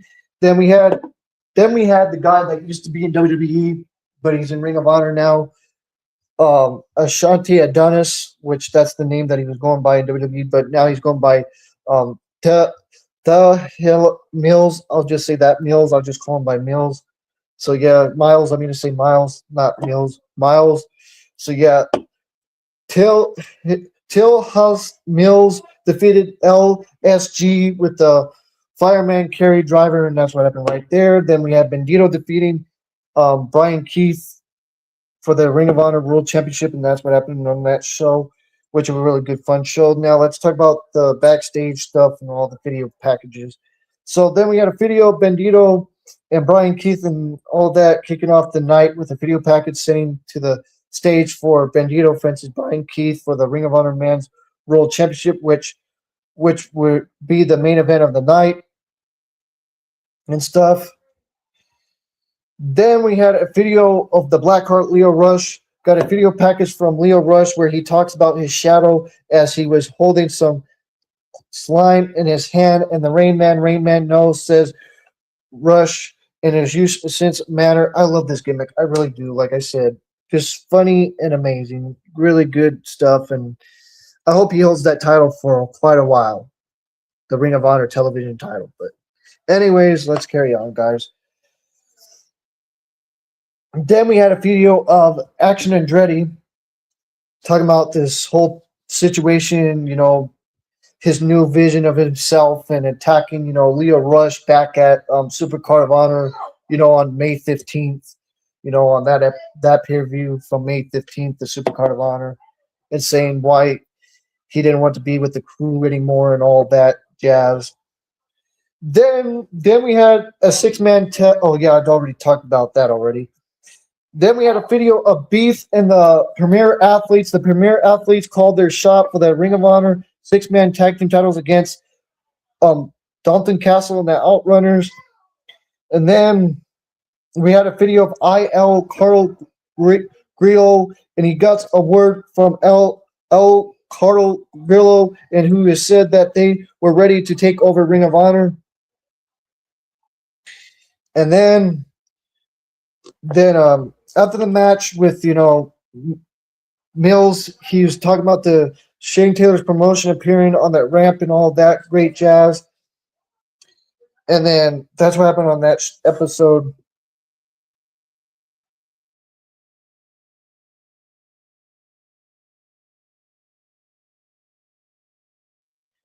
Now let's talk about this July 4th Fusion show. This show was great, the 4th of July, but we're going to talk about real quick. We're not going to be here, being here long as we are. Like I said again, I wasn't going to give you guys the whole details. So yes, guys. So yeah. So we had a Contra video aired, and then backstage, Rick Bossing gives an update on Bishop Dyer's contract and all that, and he says that Dyer demands where Stems and Divine Dijak will be allowed to continue as tag champions as he selects a new teammate before the show and before the end of the show. If he doesn't, he might relinquish the titles and all that jazz. Then we had a new Northern Crown MLW champion, and it's Trevor Lee. And Trevor Lee won the 10-man Bunkhouse Stampede and defeated Andrew Everett, K1, and Beastman, and Diego Hill, and Jesus Rodriguez, and Paul Hauser, and Fishes, Luke Gallows, aka Luke Gallows, Doc Gallows, Fishes, and Josh Bishops, and Matthew Justice in the match. All the competitors did great in that match. Really good stuff. Really good action. There was a shooting star press in this match as well, guys, from Diego, which was pretty fun. And just really good stuff. Really good action from all the competitors. That's my thoughts on that. Then Rich Bros spoke to Teddy Long backstage, and Teddy says he's started here and even puts up the ring here, and Nijak walks up to him, and Nijak holds him, and he's finding himself a new skyscraper and stuff and all of that. And then Teddy Long comes to ringside after the break, and he told the crowd this is where he started, and he essentially mentions Ron Simmons and Butch Reed, and he introduces Lon Brun, Coldstone, us again, Coldstone, and got a nice pop and stuff like that, and that's what happened right there. Then K-Zone defeated Angels, which was about a quick match. It was almost like 5 minutes or so, but it was fine for what it was. Then we had Dominic Nijak versus Carl Anderson, and Carl Anderson defeated Dominic Nijak. I thought Nijak was going to pick up the victory, but Carl Anderson won, which was a fun match, even though he lost and stuff, guys. Which that was the main event, and that's what happened on that show, which was a fun show. I'm telling you. That July 4th show was pretty good. The best thing on that show was Trevor Lee winning the Northern Crown title. Now let's talk about July 2nd from TNA. So Nick Nemeth, starts out talking about being the new champion and stuff. Let's talk about it. So Nick Nemeth has since on Summerversary and shares a list of the pro wrestlers he has taken down. And Casey interrupts Nick Nemeth and then shares that he's not a fan of how Nick Nemeth is handling things. And Casey and Ryan Nemeth start arguing, and Nick Nemeth breaks it up. And Nick Nemeth assents that Casey and Ryan Nemeth should fight tonight, and he's going to try to suit that match with the director of operations, Dura Ray. And Nick Nemeth is ready to take on anyone who challenges him. Then Jis Miller is with Leon Slater before his match against Eddie Edwards, and later this evening he is ready to climb the ladder, but he is ready to teach Eddie Edwards a lesson. Then we had Tessa Steele versus Mura Shade, which was fun, guys. Fun match. Really good stuff, guys. And Jenna Steele did a really good job, but at the end of it, Mura Shade won with a moonsault. Then after the match, TNA International Champion Mustafa Ali is with Special Agent Cyril on the ramp and makes a phone call. Then Rick Swan with BTE backstage, and he wants BDE to keep his eye on the prize even when they against each other in the ring. And then Mr. Elegance fences Rick Swan fences Giovanni Fence, and BTE fences the hometown man and Jason Hutch in a six-way Rumble match for the X Division #1 contender and stuff, guys, which was a really good match and all of that stuff. And Giovanni Vince defeated Rick Swan and BTE and Mr. Elegance and the hometown man and Jason Hutch. And then all four men from the Slammiversary World Tag Team Championship ladder match has been given, and since recovery weeks before being the technical clear to since again. Then George Iceman is out due to being missed seriously in the eye by Rosemary at Slammiversary. Then Trey Miguel rehably persists is continuing to process ahead of schedule, but he is still out of action. Then Eddie Edwards and Moose have been cleared after their brutal no surrender match. Then the TNA World Champion Nick Nemeth wants everyone to know that he is in his peak contention. Then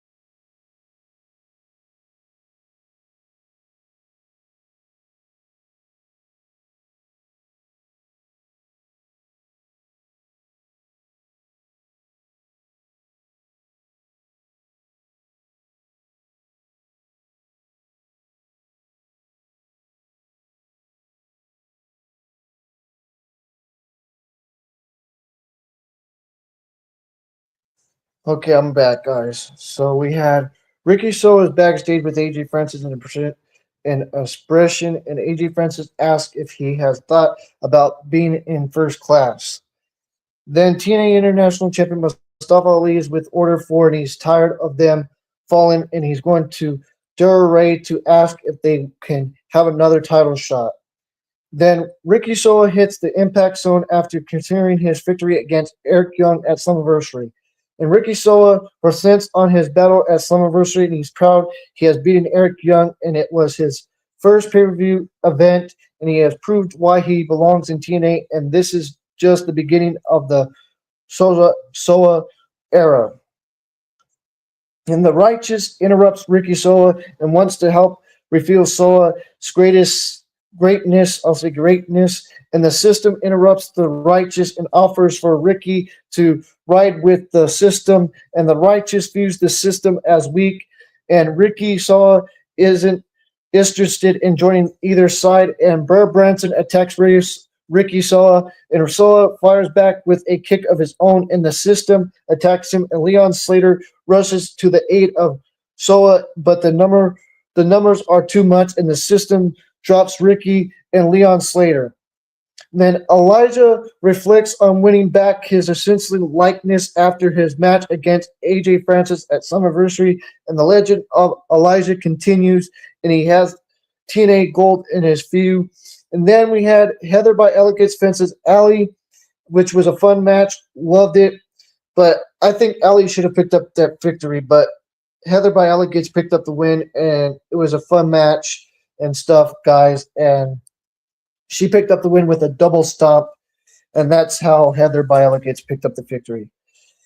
Then we had Saya Brookside talking about, being the new TNA Knockouts Women's Champion and joins the Impact Zone after defeating Li Yang Li at Slammiversary, and she's confident and proud to be the new TNA Knockouts World Champion, and Saya is ready to take on anyone and is willing to do whatever it takes to keep her title.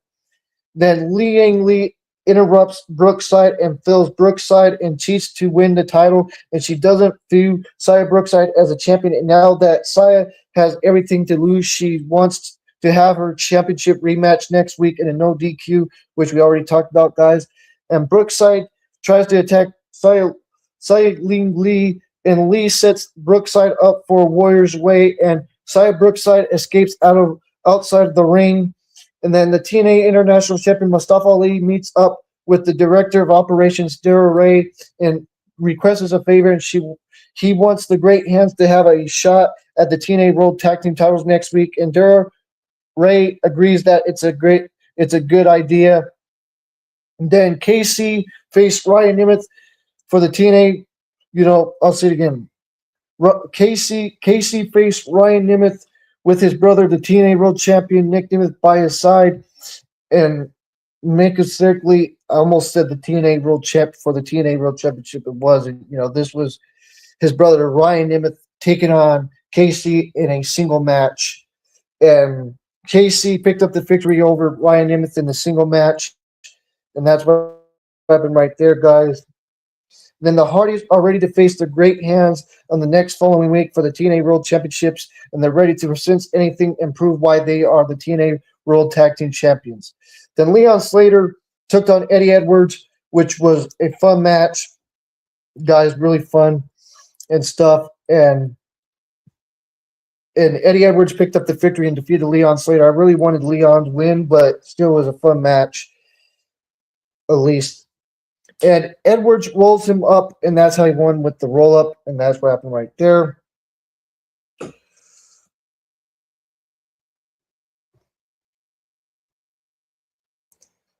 Then let's talk about what happened on July 3rd of Ring of Honor television.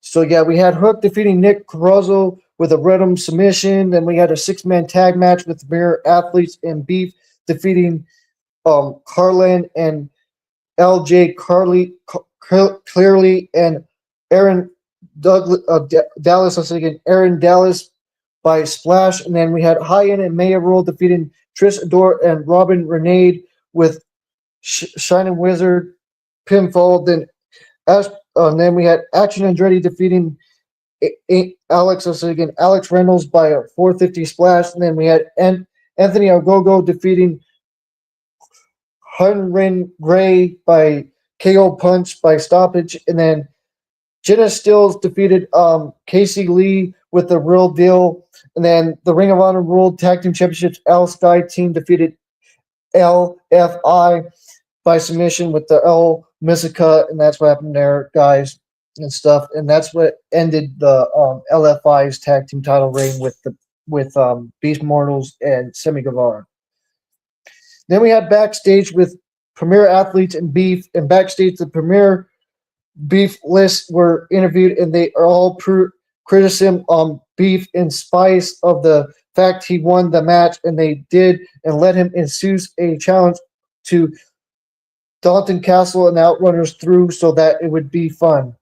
Then we had a video of Black Heart again, Leo Rush, and a tape of Leo Rush Fayette playing next, and he was as he assessed to be with a willing Rush picking up a smoking Ring of Honor TV title belt, leading him to believe it's his pursuits. Then we had a video of Mance Warner, and Mance Warner cuts a promo next about how he's here to punch people in the face, and he questions putting him in a pure rules match before he doesn't care about any of the rules.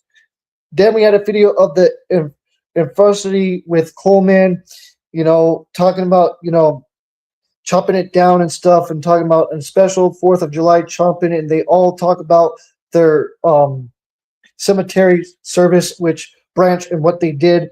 And Coleman says that the people need to respect the infantry more because of their service, and they agree and all of that, which was amazing. Loved it. That was really emotional and great. Then backstage action Andretti cuts a promo about how he should be the Ring of Honor television champion. And he's real mad about Leo Rush getting in his way, and he says that he's beaten Rush with his own umbrella since his reign as champion to come to an end, and all of that stuff, guys. And that's what happened on that show. Then we had AW Collision. This was a great 2.5 show. I'm telling you, 2.5 hours. This was really good. And let's talk about it, guys. So the Death Riders defeated the All Bound Company. And this was fun, guys, with Claudio Castagnoli and Pac defeating Drilla Maloney and Shingo Takayaki, which was really good, guys. Really good action. Then we had Andrade Elo defeating Brian Cage. Then we had Thunder Rosa and Mia Shirakawa facing Rince and Becca, which was a swash. Then we had Adam Copeland and Bang Bang Gang and Jay White and the Guns together, being by the side of Adam Copeland and the Bang Bang Gang and stuff, and defeating Shane Taylor's Promotions with Lee Marnotti and the Infantry and Shane Taylor, which was fun, guys. Fun match. And then the man Ricochet and the Gates of Agony defeated Sonico and Chris Nasty and Jordan Uzi, which this was another swash. And then we had Athena defeating Rhea from Stardom, which was a fun match, and Athena won. And then we had Misto and Bandito and Speedball Mike Bailey defeating the Rascals in a trios match, which was fun. Then we had Roosh facing Jordan Cruz, which was not there. Then we had Maya Rule defeating Julie Hart, which was good. Then we had Kyle Fletcher defeating ELP, which was amazing. Fletcher and ELP, which was amazing, guys. Now let's talk about the other stuff that happened on that show. The Hobbs had a pre-tape promo backstage where Hook says Shibata will end Bandito's reign of the Ring of Honor title. And then the AW Women's Tag Team Championship defying the Minions wonder where all the challengers have gone after they have beaten all the competition. Then Kyle Fletcher cuts a promo on ELP backstage ahead of their main event match and since his attention to the AW International Champion Tutesta since he beat him for the title at Beach Break. Then there was a video where Willow Nightingale hypes up her return to AEW. Then backstage, Sky Flight offers the return of Mike Sydal a spot in their faction, and he seems to be on board with the idea. Then we had Gabe Kidd sent in a tape promo threatening to do very bad things to Jay White in the Bang Bang game. And that's what happened on that show as well, guys. And then the AW World Trios champions, the Congregation, Roderick Strong and Orange Cassidy and Kyle O'Reilly are interviewed backstage, and Mark Briscoe is out of action after Dynamite's loss against MGF, and Tomohiro Ishii is also injured, but Elise Roland Nightingale will be back soon, and the Trios champs willing to fight anyone at any time. And AEW International Champion Tutesha shows up to say how much he hates the Don Callis family. And that's what happened on that episode. Then let's talk about July 1st, which was a great episode. MGF faced Mark Briscoe for the AEW World Championship, and MGF retained with the Heat Seeker. And then after the match, MGF slides his Dynamite Diamond Ring on and hits Mark Briscoe with it, and he calls himself the best professional wrestler in the world and looks to hit Mark Briscoe with the Dynamite Diamond Ring at a second time, but Kenny Omega slides into the ring to force MGF to retreat, and Omega says he told MGF he would be in the ring tonight and would knock down his door if he retains the AEW World Championship, then says if MJF has all the energy to use tables, chairs, and rings, then he might have enough energy to have a title match with him tonight. And MJF denied to give Omega his title shot and says he has beaten Omega twice now, but says he'll give Omega a title shot next week since that he has retained and he can never challenge for the AEW World Championship again. Then Tony Giovanni catches up with Andrade Elo, and Tony Giovanni introduces Andrade, and he makes his way to the ring, and Tony Giovanni asks Andrade about his betrayal of the Don Callis family at Forbidden Door, and Andrade says it's time to become the new AEW World Champion, and Kevin Knight and Jake Dawsey and Brian Cage and Lance Archer blindside Andrade from behind, and Brian Cage leveled Andrade with a clothesline and followed it up with a drill claw to Andrade. And then Don Callis says he has something important to say and calls for Andrade to be taken out of his sight because Knight has a TNT Championship match to win and stuff. And then we had Kevin Knight facing Leo Rush for the TNT Championship, and Kevin Knight retained the TNT title, guys, which was fun. Then after the match, Don Callis and Jake Doley joined Kevin Knight in the ring and looking to continue beating down Leo Rush, and Darby Allin's music hits and he makes his way to the ring and tells Kevin Knight that he thinks he has his attention, and he says he wants a TNT Championship match, but if Kevin Knight says no, what happened at Forbidden Door will keep happening, which we're going to see that this Wednesday, guys. We're going to see Kevin Knight versus Darby Allin. Can't wait for that. That's going to be amazing for the TNT title. But Don Callis stresses the microphone from Kevin Knight and says Darby Allin has crossed the line and into being a criminal, and says the Don Callis family doesn't award criminals behavior, and says Darby would never get a TNT Championship as long as he has anything to do with it. But Darby Allin says Kevin Knight has dug his grave as we see Speedball Mike Bailey watching from the crowd. Then we head backstage where Tommaso Ciampa demands that Renee Paquette says he's better than Jericho after Jericho made to Tony Giovanni say it on AEW Collision, and Jericho appears out of nowhere to hit Tommaso Ciampa with a garbage can, and the two continue brawling outside of the area, and security try to break things up, but Tommaso Ciampa looks to hit Jericho with a shopping cart and takes out one of the security guards, and he looks to drill out Jericho's eye, but security holds back, and Tommaso Ciampa and Jericho fly out of a production truck with a crossbody to level Ciampa, but security finally gets the two men apart. We then head backstage to the Elite locker room where Kenny Omega tells the Young Bucks that he has to challenge MJF for the AEW World Championship alone the following week.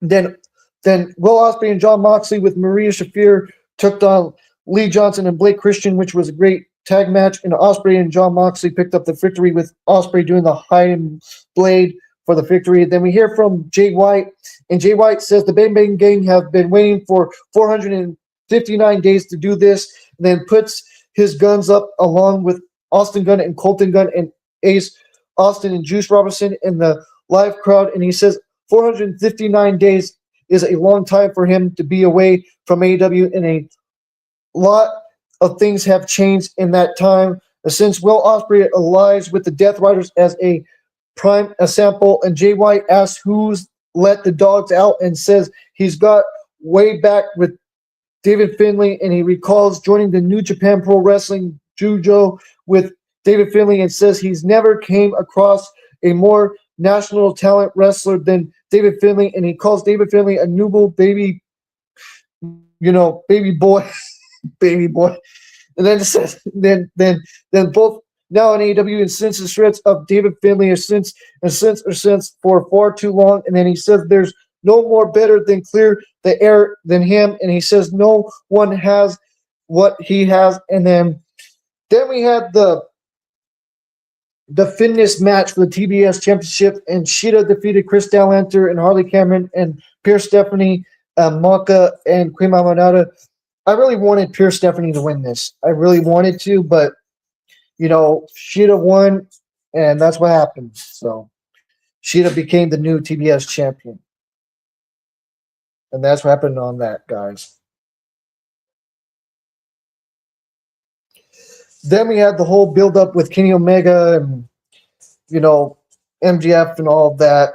So we'll talk about that here right now. Omega looks to make his way to the ring, but Will Ospreay stops him and asks him, Omega, if he thinks what he's doing is a good idea, despite wanting to wrestle him at All In for the AEW World Championship. And Omega says he's out of time and this could be his last AEW World Championship, then says if he's going out, he'll be guns blazing, and makes his way to the ring after he hugs Ospreay. And Omega says he's been a wrestler for almost 30 years, and there's been no greater passion or pleasure than giving everything he has had to the professional wrestling fans. And he says whether he was 14 or 42, the fans still get the same 100%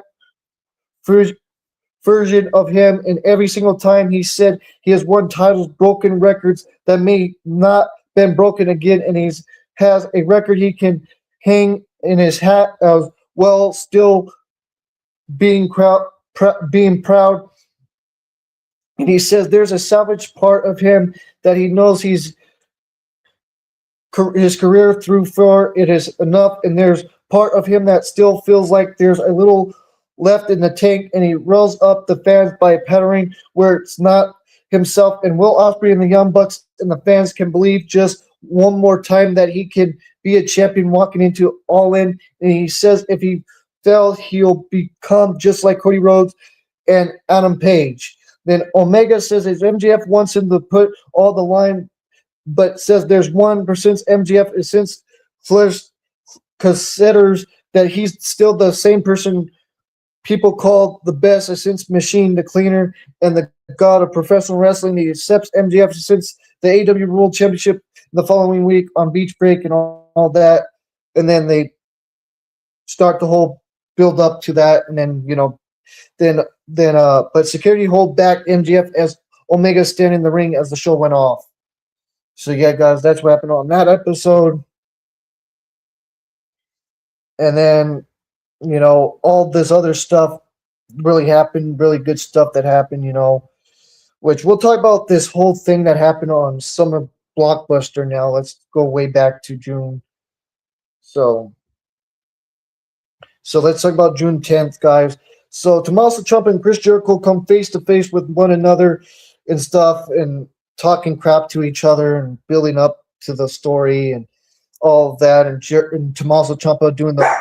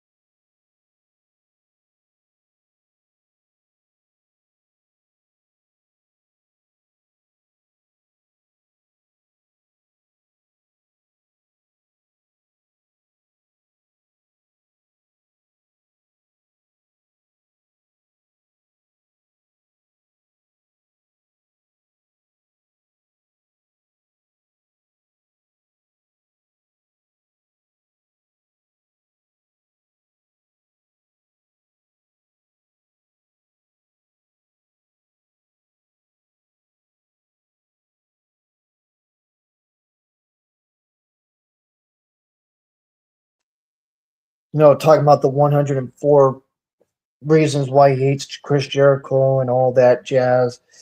Then John Moxley faced Shane Taylor for the Continental Championship, and the Death Riders and Shane Taylor's promotions are burned from ringside. And John Moxley retained the Continental title over Shane Taylor. Then we hear from Kevin Knight and the Don Callis family and all of that, and building up and all of that with Darby Allin and the whole thing that happened at Double or Nothing and all that jazz. Then Mark Briscoe faced Pac, and Mark Briscoe picked up the victory over Pac with a J Driller and all that. And then Mark Briscoe grabs the microphone, calling out MJF to build the whole story and all of that stuff to build up to Forbidden Door and all that stuff with Team Briscoe versus Team MGF and all that. Then Andrade Elo faced Orange Cassidy, and Andrade Elo picked up the victory, which was awesome, which he was the New Japan Global Champion till Shada took the title from him. And then Sky Blue faced Maya Rold, which was a fun match, and Maya Rold picked up the victory. Then we had Swerve Strickland versus Brody King, and Swerve Strickland had a great match with Brody King, and Swerve Strickland picked up the victory and stuff. I love Brody King. He's a really good wrestler, but I don't care about his, beliefs of politician stuff. Both sides, I don't care. I really don't care. I wish people were more neutral, but it is what it is. So that's what happened on that AEW Dynamite Summer Blockbuster. Now let's talk about the collision of Summer Blockbuster. Then we'll just chill, guys. Because this is going to take me forever if I do the whole 9 yards. So then Kenny Omega defeated Bad Dude Tudo, which was a fun match on Collision. Was happy to finally see Bad Dude Tudo. And then Sheeta defeated Jenna Stills. And then the Rascals defeated Aaron Ellis and Austin Ellis, which was a swash. And then Kevin Knight defeated Ryan Reed for the TNT title. That was an amazing match. That was a banger. That was a banger between Kevin Knight and Ryan Reed for the TNT title. That was a banger. Then Athena defeated Taryn James, which was a little fun match. Then the Dogs defeated the Young Bucks. That was another freaking amazing tag match with the Dogs versus the Young Bucks, and the Dogs won. Then Pierce Stephanie defeated Julia Hart. And then Jake Dolly defeated Speedball Mike Bailey, which was a fun match. Then we had this main event, which was crazy, just freaking crazy shenanigans, amazing spots. There was just crazy stuff all over. Call me later. Man, people call me.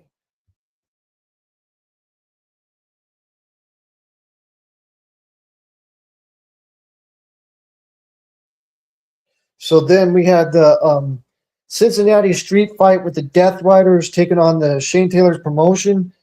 This was great. Let's talk about the whole thing. So Shane Taylor's promotion attacks the Death Riders in the parking lot. Then they peer a barricade on Claudio Castagnoli, and the action carries to the ring. And then Shane Taylor's promotions were in control. And then Shane Taylor's cracks John Moxley with Brust Knuckles, and then John Moxley was bleeding, and then Claudio Castagnoli returns like a house of fire. Then the wild spots were Shane Taylor's powerbombing Moxley through a table, and then Maria Shafir straps of her boot, and then socks, and then slams her feet first onto broken glass, and then tacks. And Claudio marches with Lee Moriarty on his back with the octopus submission, and then slams through the timekeeper's table. Then Daniel Garcia using the broken glass to escape Lee Moriarty's Border City stretch, and then the list goes on in the end, and the Death Riders man STP, and then they run a corner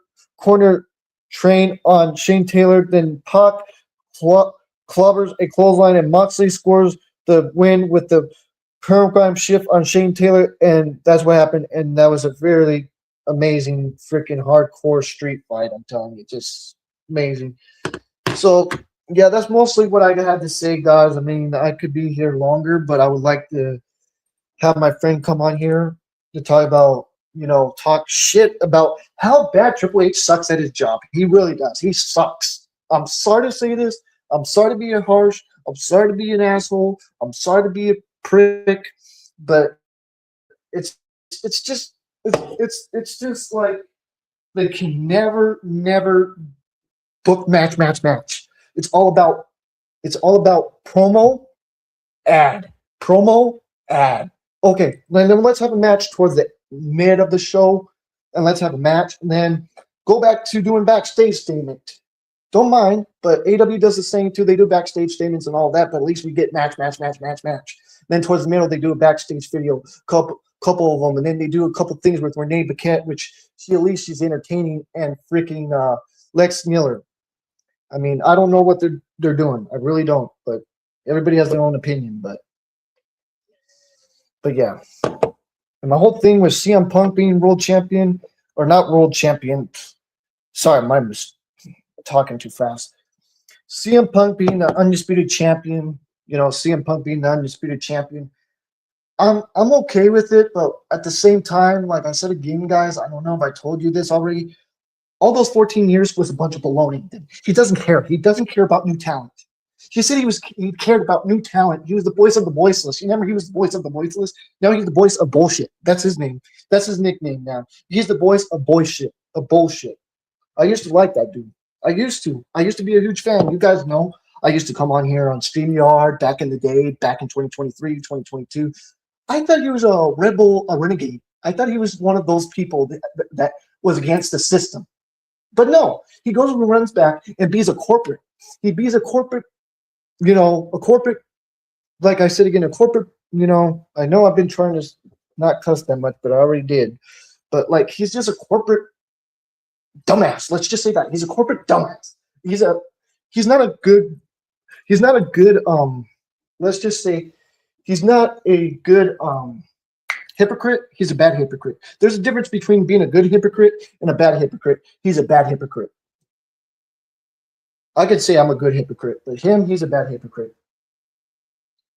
But anyways, you can say there's not that, but there's my opinion, but that's just my opinion.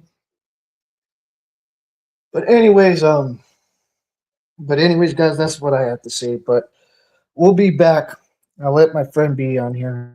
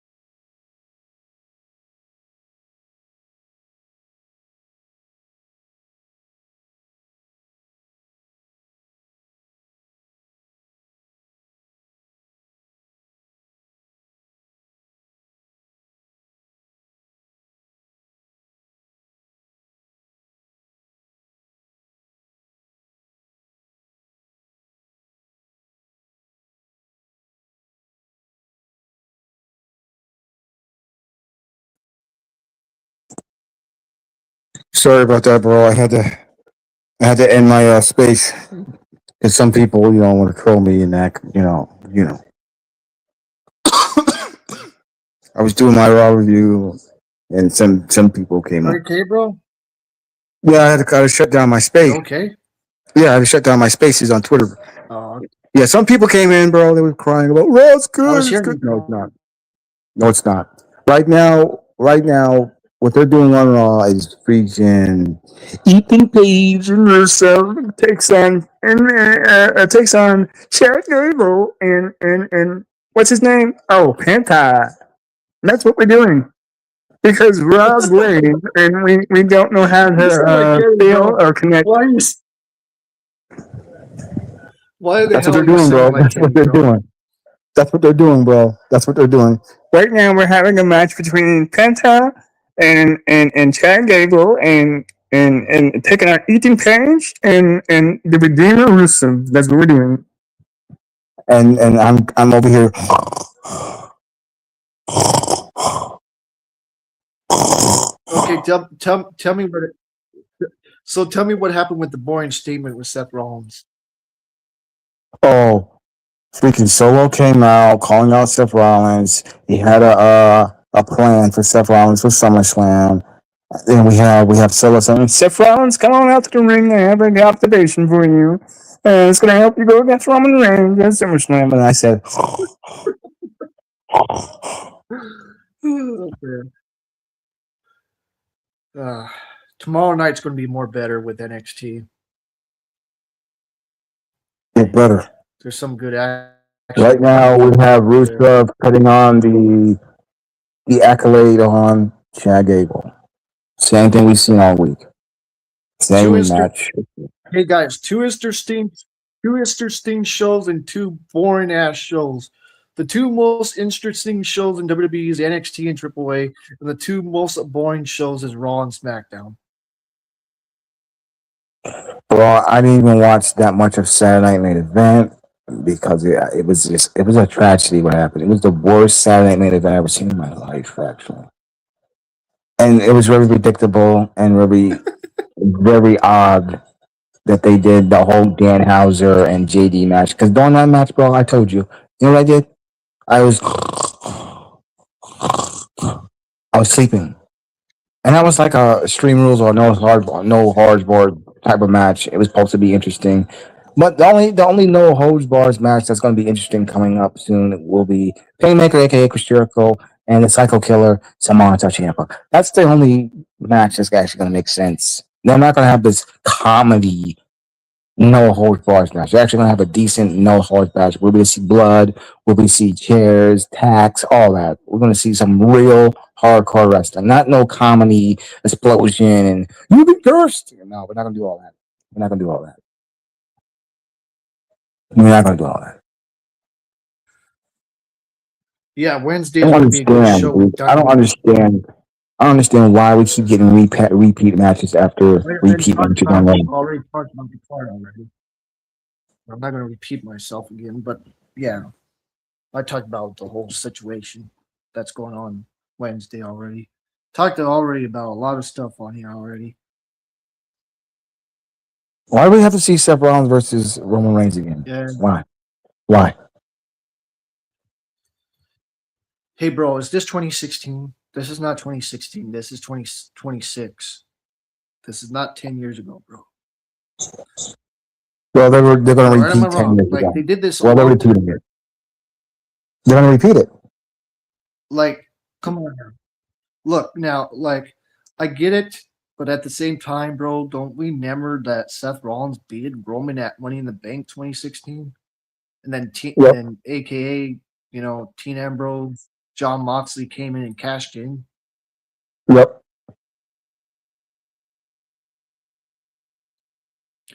John Moxley had a good run when he was WWE champion, bro. During that time, I mean, he gave opportunities. Shit, he even gave an opportunity to a guy that doesn't even work for WWE that I met. You know who I'm talking about? Oh God. Now they have Seth Rollins confronting Jacob Fatu backstage. Here we go. James Oh Ellsworth. my God. Jacob Fatu. Yeah. You thought I said Jim Jones. That's funny. You said You I thought I said said James Jim Jones. Ellsworth. Don't you never jump? Oh, I thought you said Don't you James never jump Jim Moxley? Jones. Gave him an opportunity. No, I said James Ellsworth. Don't you never?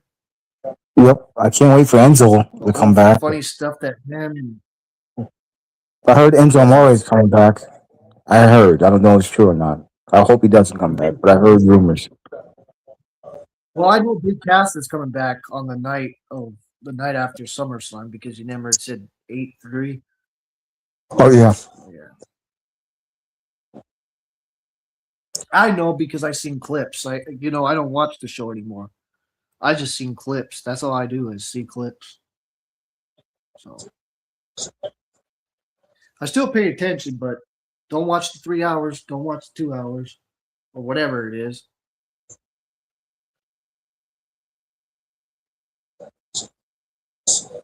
So yeah.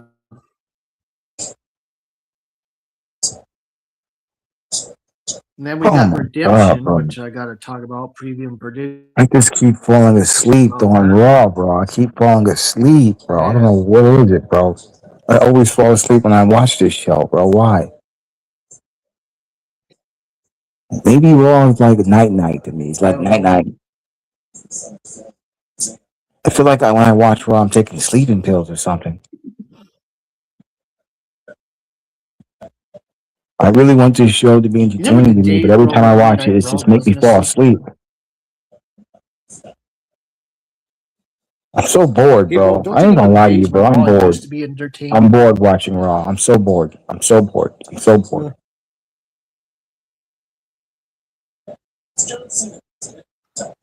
Oh yeah, bro.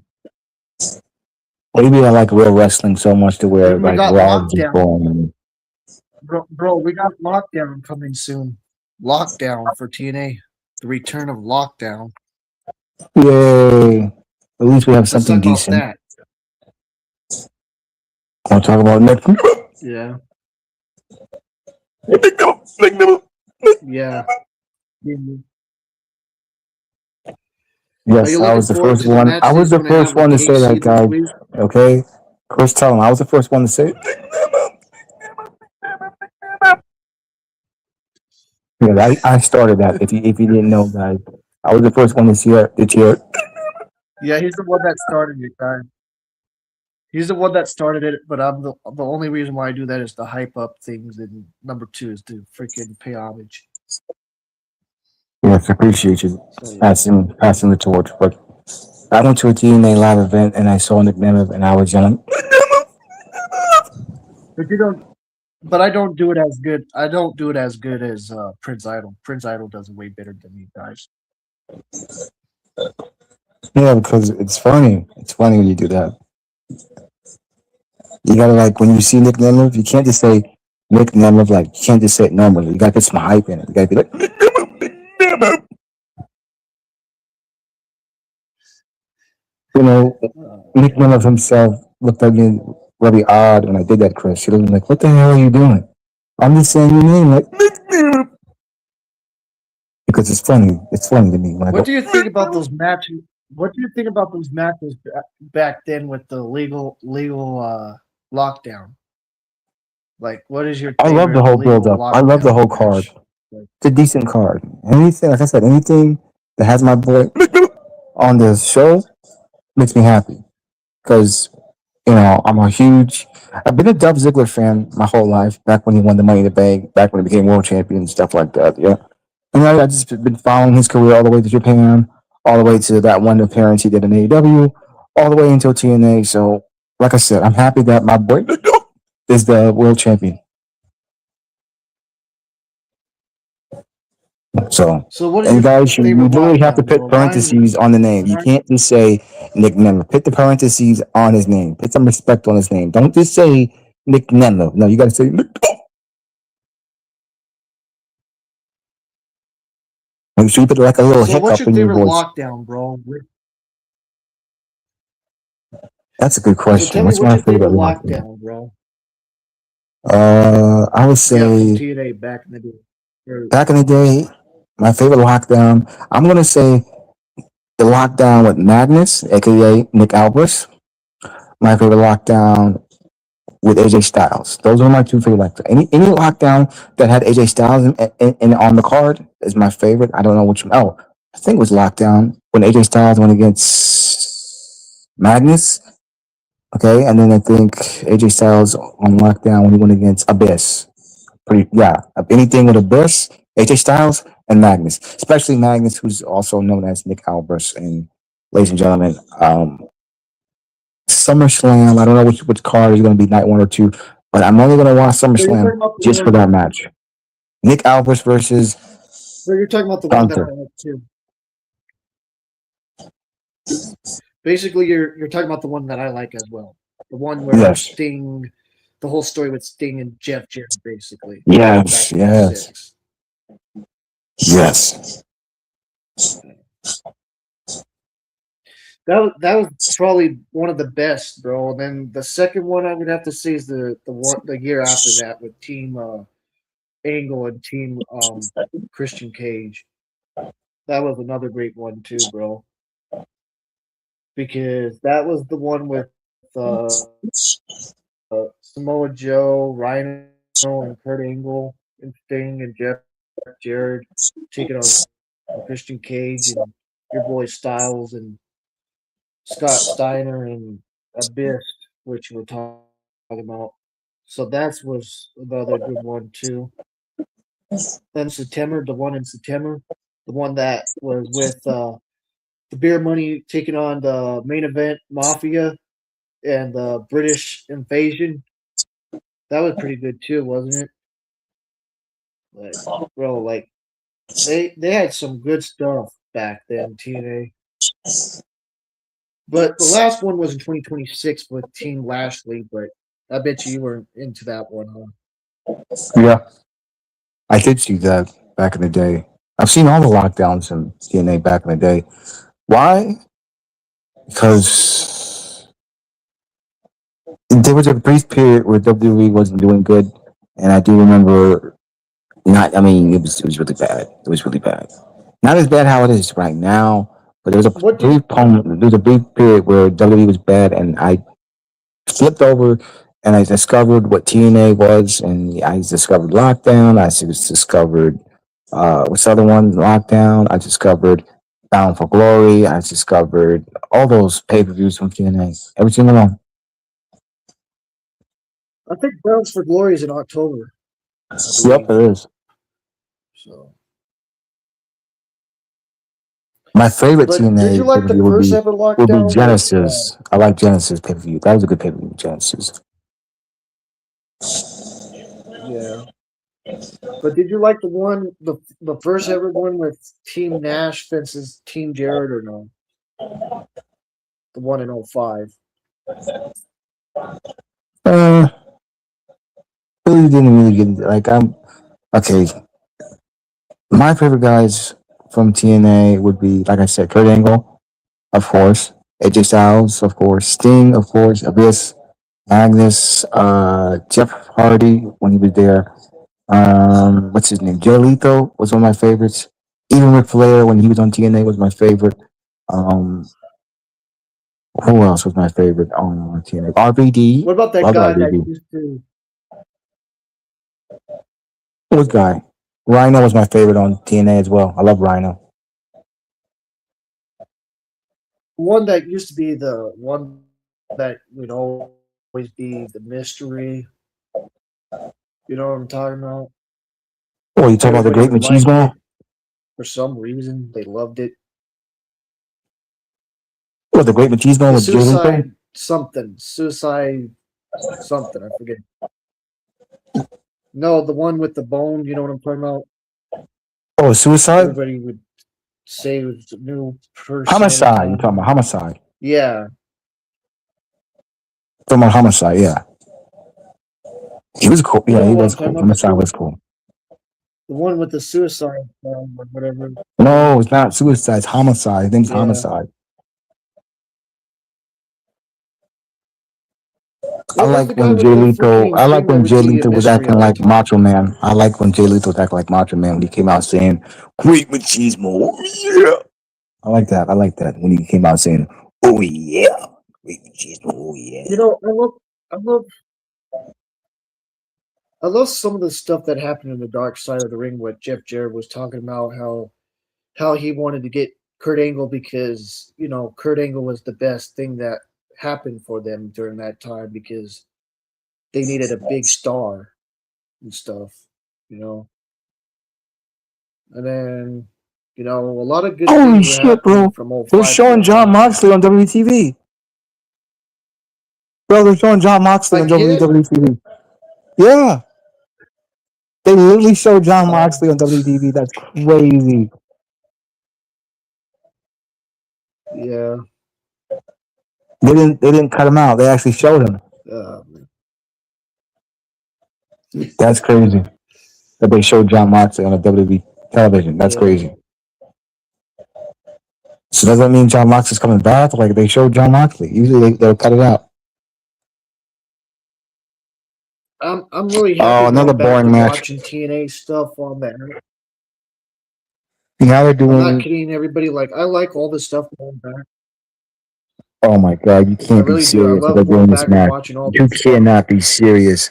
Bro, they have Dominic Mysterio going against I believe in your hand. Yeah, they're doing that right now. Right now. Joe Henry versus Dominic Mysterio. Why? I don't know. Man, But it's the nap thing is, time I for me like going again. back and watching all this stuff. I'm not It's kidding. nap Like I like time. watching all the stuff that has happened in TNA like all the years back. But like I wasn't watching it. But like going back is pretty cool because I got into it during the time that it got really struggling with Dixie Carter.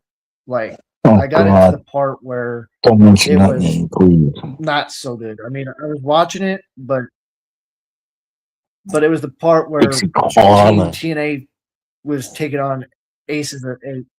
As Like Vince that was Russo the would time that say, I got Dixie into it Carter. because Dixie Carter. Dixie Carter. Dixie Carter. You ruined TNA for Dixie Carter. Dixie Carter. Dixie Carter. You but quickly yeah, like holding I on wish I would TNA have known it to more save your back life, Dixie Carter. then, Yeah, Dixie but yeah, Carter. like that whole thing, like that's what Hold got on, me hold on. into it. But Let me then speak. like Let me I speak watched it a on the while, behalf of then TNA. Hold on. Vince Russo's here. Vince Russo's here. Let me speak. Dixie Carter, you took TNA and you shit on it. That's what you did, Dixie Carter. I think Stephen McMahon would know what to do with TNA if TNA was in her ballpark. But you, Dixie Carter, you crapped on it. You crapped on Jeff Jarrett. You crapped on me. You crapped on Eric Bischoff. You crapped on Hogan. You crapped on everybody, Dixie Carter. You are cancer to TNA. And I hope TNA never brings you back, Dixie Carter. You just have nothing but a dirty con. That's what you want, Dixie Carter. Like a dirty con. You ruined Jeff Jarrett's life. You ruined my life. I would never love you. I would never love you ever again. I never trust you. You ruined the company that was great. You let Jeff Hardy get drunk one night with Sting. Sting had to like take him down and they came to the belt that night. It was a horrible night on TNA. But you said like let's yeah, go bro, through it. I never that was Victory Road 11, bro. That was Man, I Victory can't Road believe Dixie 11, Carter bro. let Jeff Hardy That go was out there bad, bro. like that, and then Why Eric would you have a Bischoff main event? had to put a stop to that. Why would you have a main event? Yeah, why would you have a main event like that, bro? Like, why was the main event that short? And like number two, why did you let him out there? You know what they could have done? They could have like replaced someone to face Sting. You know what I'm saying? They could have had someone face Sting. You know what I'm saying? Someone else. But no, no, they wanted Dixie Jeff to Carter go let out him do there it. and look freaking Yeah, Dixie terrible. Carter let him go out there. Eric Bischoff had to put a Oh stop to it. Remember, because Eric Bischoff knows yeah, wrestling because he Jeff used to Jarrett. run his own promotion. Eric Bischoff got mad at him in this. I listened to the Dark Side of the Ring. He was like, he told Sting, just finish him with your finisher. Just finish it with your finisher. And then freaking Eric told him, get the heck out of my freaking build. Get out of the hell of the building right now. Get out. Because Eric Bischoff knows Yeah, Eric wrestling too. Eric Bischoff said that in the documentary. I know. Because Eric Bischoff knows But at the wrestling. He same knows wrestling. time, it was Eric's fault. It was Hogan. It was Hogan and Carter. In my opinion. It was, Hogan's fault too. But he's gone, At least Eric passed away. Bischoff has wrestling experience, man. We're talking about the Eric Bischoff. You may not know this. Eric Bischoff is a living The two legend. We're people. talking about a guy I who will tell you ran the two people. WCW, bro. The two people. Yeah, and killed it. And killed it. Actually, he didn't kill it. Okay. Mr. Man bought it. The two people that make TNA. Yeah, but he killed it. But anyway, How did he kill it? It got bought. freaking Jeff Jarrett and freaking yeah, yeah, No, wrong. Dixie Carter yeah. Jeff killed Jarrett and Scott TNA. D'Amore, the two head people. Yeah, that's what I'm saying. Dixie Carter, Eric Bischoff, and you know who? Which I said, which passed away. Yeah. TNA was good. That one time I was watching when Jeff Jarrett, they had Jim Cornette as the general manager, which was funny as heck, bro. When they had Jim Cornette as general manager, that was funny. That was funny. TNA was actually watchable during that time. Yeah, Jim Cornette was his general manager. That was good stuff. I love the but TNA it's still to when it this was run by day, bro. Still to this. Still. Did you ever watch freaking, TNA bro. when Jim Cornette was the manager? That was funny. That was some funny shit. He always has to talk about Russo, how much he hates Russo. What the hell is wrong with you, Jim Cornette? What's wrong with you, He's Jim funny. Cornette? You just He's freaking funny. over wrestling. What the hell? I'll never forget what he said to Shawn Michaels when he was talking about Vader. He said his name is the fucking Macedon. And by the way, fuck you, Shawn. That was funny. He told Shawn Michaels, fuck you. You don't know how to. You did know how to treat Vader right. Funny, but he's not a good person. Jeff Jarrett or Jim Cornette is not a good person. Jim Cornette is not a good person, in my opinion. That's just I'm not a good person because I know wrestling better than anybody.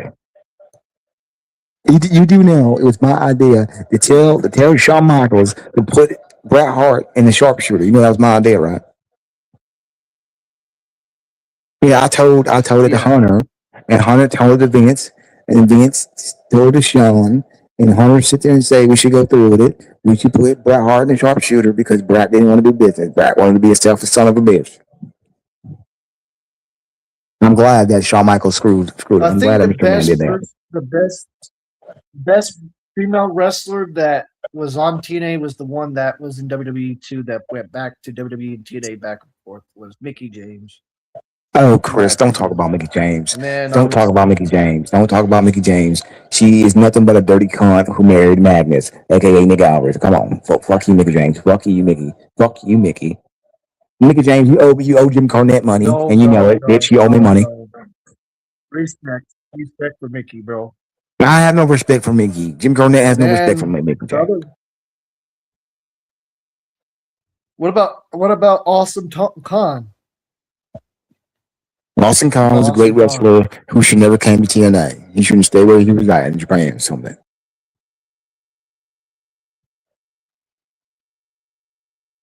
Gil Kim. Thank you, Jim Cornette. Thank you, Jim Cornette. Thank you, Jim Cornette. Thank you. No, thank you for having me. Thanks for having me. Thanks. Bye, Jim Cornette. Thank you, Jeff Jarrett. Thank you, Jeff Jarrett. Thank you for having me. Thank you for having me. By the way, fuck the IWC because they don't know wrestling. Thank you, Jim Cornette. Thank you.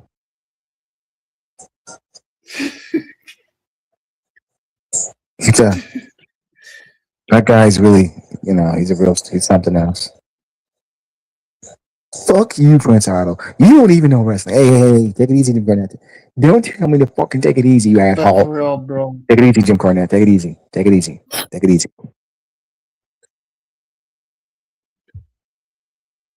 Sorry, guys. Jim Cornette's upset right now. You damn right I'm upset because you two think you know everything about this business and you don't know anything. Thank you, Jim. Thank you, Jim. Thank you. Chris, turn Jim Cornette's mic off. Turn his mic off. Thank you, Chris. Thank you.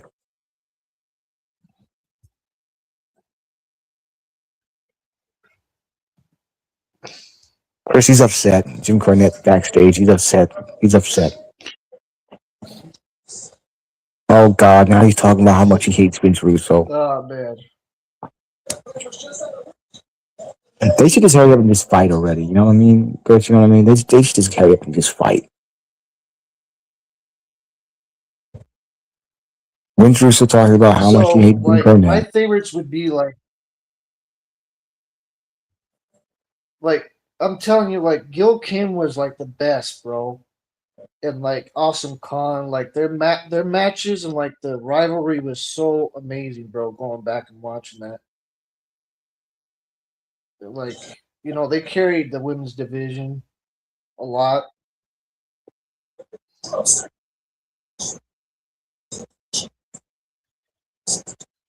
I just wish, I just wish the company of TNA, well, TNA doing well.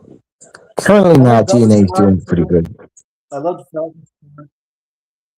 I loved Velvet Sky and Angelina Love too. I mean, but they were more eye candy. But like freaking Awesome Khan, Gil Kim, Mickey James, like they were like the pioneers of freaking wrestling, in my opinion, bro.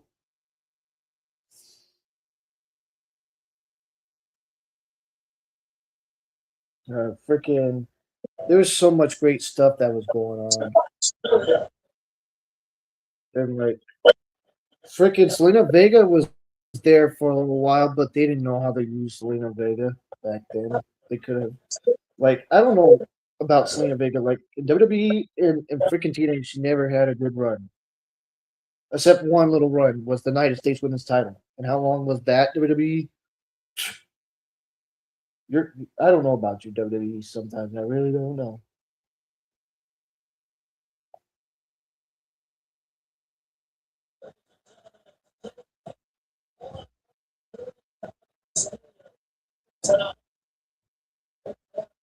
You know what was another person that was great too was Madison Rain, which Madison Rain is doing a lot of work for Tony Khan for the women's division in I love AEW. Madison Rain back on TNA. Her theme song was cool.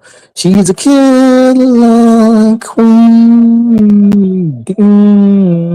She had a great theme song. I love Madison Rain. She was awesome. Didn't she date that commentator guy, The that other weirdo? person that Yeah, she was married to. She was married to I that think weird so, commentator bro. guy. Yeah, that weird commentator, wanna be wrestler. Yeah, Yeah. she was married to him. I don't know why, but liked what's her name too. Brooklyn. I don't know why I liked her. What I did. I love the beautiful people. Where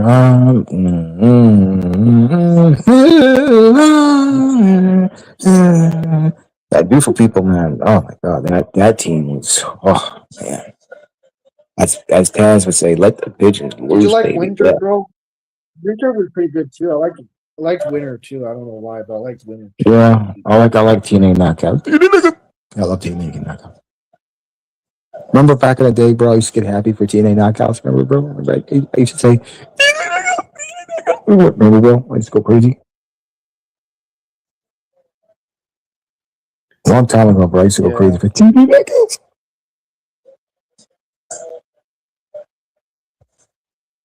Yep, I used to get really excited for TNA knockouts. OBD Now I was pretty don't good too. But anymore. I liked OBD. You know what I like OBD coming out there like that was funny, bro. Like her freaking like drinking that like stuff, bro. That was funny. Like her coming out there with freaking beer and shit. That was freaking funny, bro. Like there was just so much more. The women's wrestling was better than WWE during that time. Like Yeah, TNA was kicking WWE's butt, bro, when it came to women's wrestling. Because WWE was doing brawn and panty bullshit while TNA was doing women's professional wrestling the right way. Yeah.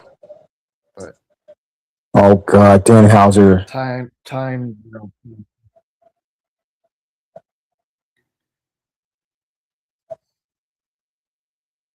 Are you kidding me right now? This is really bad. Now they have Liv Morgan fighting Io Sky, interrupting the match between Dominic and Joe Henry. Now it's oh God. Now Dan Hauser's involved. Oh my God. Raw is just bad tonight. Again. Raw disappoints. Again. Again and again and again. I don't even know why I even watched this crap and sometimes. you see why I don't watch it anymore, and you see why I only watch clips. Because they just do the most dumbest stuff on this show now. It's not to the point to where it's predictable, it's to the point to where it's just stupid. It is what it is, bro. Like here we're on to this comedy dumb crap now.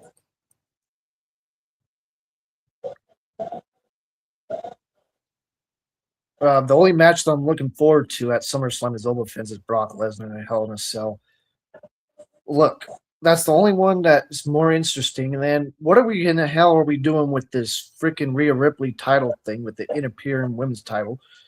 Is it going to be like Tiffany Stratton fences Rhea Ripley in the future or some malarkey? It's just And crap then now, bro. then you have Roman facing Seth. I mean, it is what it is. Roman, if I had to choose, I would just say Roman's going to beat Seth, and freaking Punk is going to beat Cody, and really don't care. What else do I don't care about? How many matches are on? Oh yeah, then we have Gunter facing Nick Aldis. Whoop de freaking do. Gunter's going to win probably. Like, like who cares, bro? This SummerSlam is butt cheeks, just like last year's rep. Well, SummerSlam last year wasn't as bad, but still, I mean, you had Killer Cross was still there. He faced Sami Zayn, don't you remember? Last year's SummerSlam, Killer Cross was facing Sami Zayn.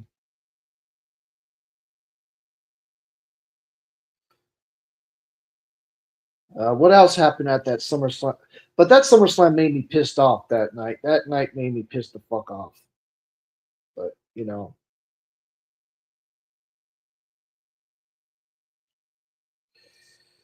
but anyways, like these matches don't matter. Like Prince Idol, like I was like telling him, like you got the Usos and Chica Fatu taking on Royce Keys and LA Knight and all that jazz. The other match that probably be interesting is Penta versus Chad Gable. Like those are probably the only two matches is Penta and Chad Gable fences Lesnar and Oba. But other than that crap, it's just freaking predictable. I mean, it is what it is, I guess. But yeah, guys, I'm gonna be on here for a couple more seconds. I'm gonna put my camera on. So yes, guys, like AW's killing it, like MLW's killing it. TNA's okay. I'm still enjoying TNA. I really am. I'm enjoying what TNA's doing, even though it's right there, with all those releases and stuff. But there's going to be new people coming in, like I said again, and all that. But TNA right there is just, the product right now is just right there. But the talent is proving it to make it better. MLW love what MLW is doing. MLW is doing great. TNA not so great. Okay. NXT doing great in my opinion, but there's some flaws here and there. But NXT is still fun to watch and great. Um, but there's some flaws, but not as much. Triple A is pretty good, which people have told me, and I've seen some clips. It's not that bad. I seen that Chad Gable and Week Kaiser match, which was amazing. That's the only thing that I've watched from Triple A, which was amazing. And then CMLL's killing it, man, with Lucha Libre as well. New Japan is doing some great stuff too. They had that G1 climax this past night too. They had night two this weekend and then the night one as well. I don't watch that product as much as others, but I respect that people that do watch it. It's amazing freaking wrestling. I've seen New Japan. It's just the atmosphere is just freaking phenomenal. Just freaking phenomenal. The atmosphere in New Japan. Um Raw and SmackDown is just freaking garbage. I'm sorry to say it, but it's just freaking plain garbage. Raw and SmackDown. The only thing that's entertaining there is NXT and AAA. And then these are the things I'll tell you that I enjoy. AEW, NXT, you know, back again. What happened, bro? What happened to the connection? But I don't know. I thought you left. No, the connection's getting bad. Can you hear me? Can you hear me? Hello? Hello? Okay. Hello? Are we good now? I don't know. Can you hear me now? I can hear you. Can you hear me? All right. But like I was saying again, AEW, NXT, CMLL, New Japan, those are the most entertaining things that are going on right now. TNA, it's okay. It's because it's just because of the releases and stuff. But they'll come back and fight hard, like I was saying earlier. Like that's the company that keeps on fighting to do their best. But like Raw and SmackDown, that's what your Raw and SmackDown is. That's what Prince Idol is telling you guys. Raw is, and it's not the talent's fault. It really isn't the talent's fault. It's the booking there. Triple H's fault. It's Triple H. It's Michael Hayes. It's all those freaking doofuses that can't tell Triple H, hey, let's do something that's more creative. But no, they don't want to. But it is what it is. Right, Prince? It is what it is. And I don't know when it's ever going to change, but I hope the best for that company. Like I said again, I hope the best, but how it's going, not so good, in my opinion.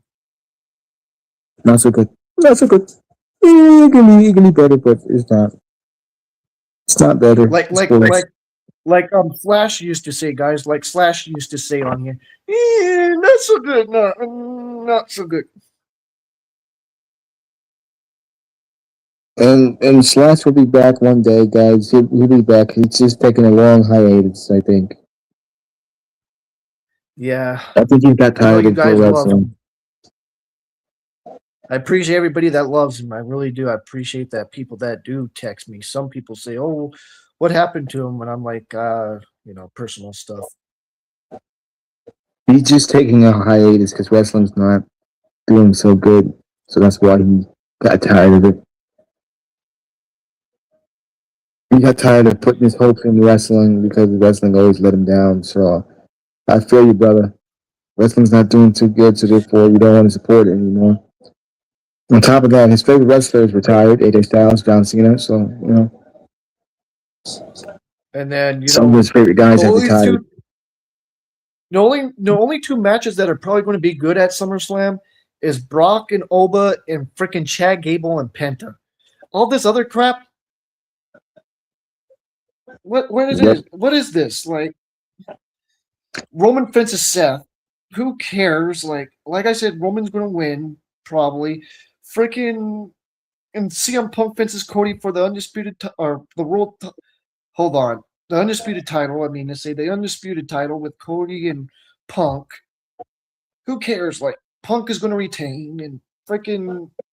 Then you have Royce. Why in the fuck does Royce Keys have to team up with LA Knight in this fucking bullshit in SummerSlam? To take on the Usos and Jacob Fatu? What the? Like, I don't get this. I really don't get this. Royce Keys should be treated better. Like I said, and like I posted to Prince, if this was my booking, Braun Breaker would be the world champion right now on Raw. It wouldn't be Roman Reigns because Roman Reigns is getting old and he's getting up in age.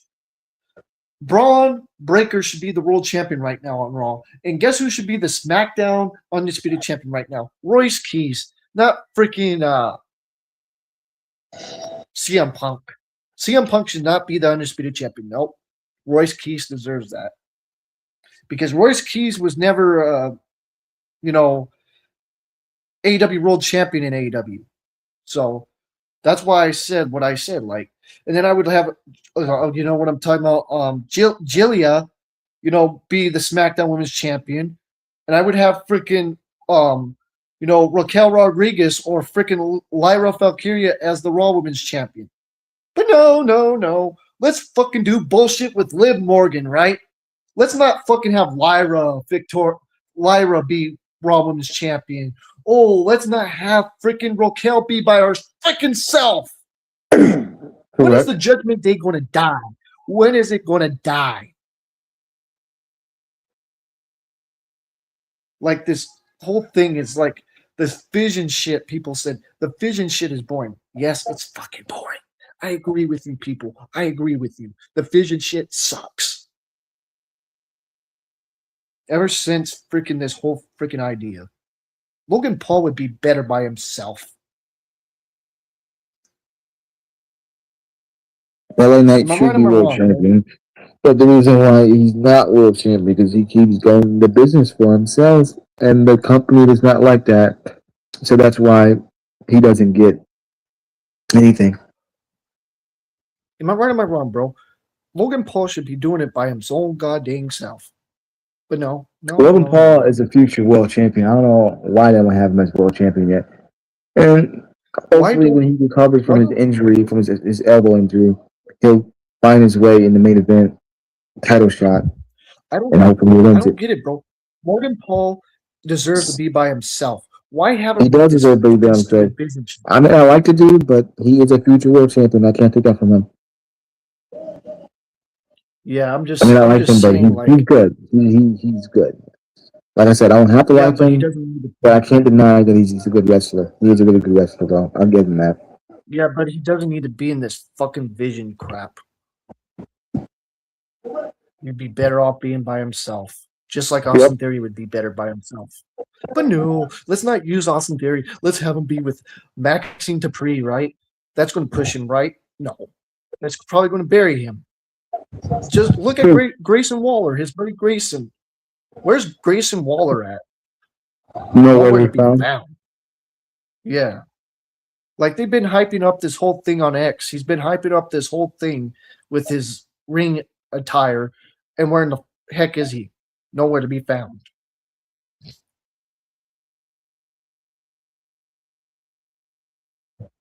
Very sad.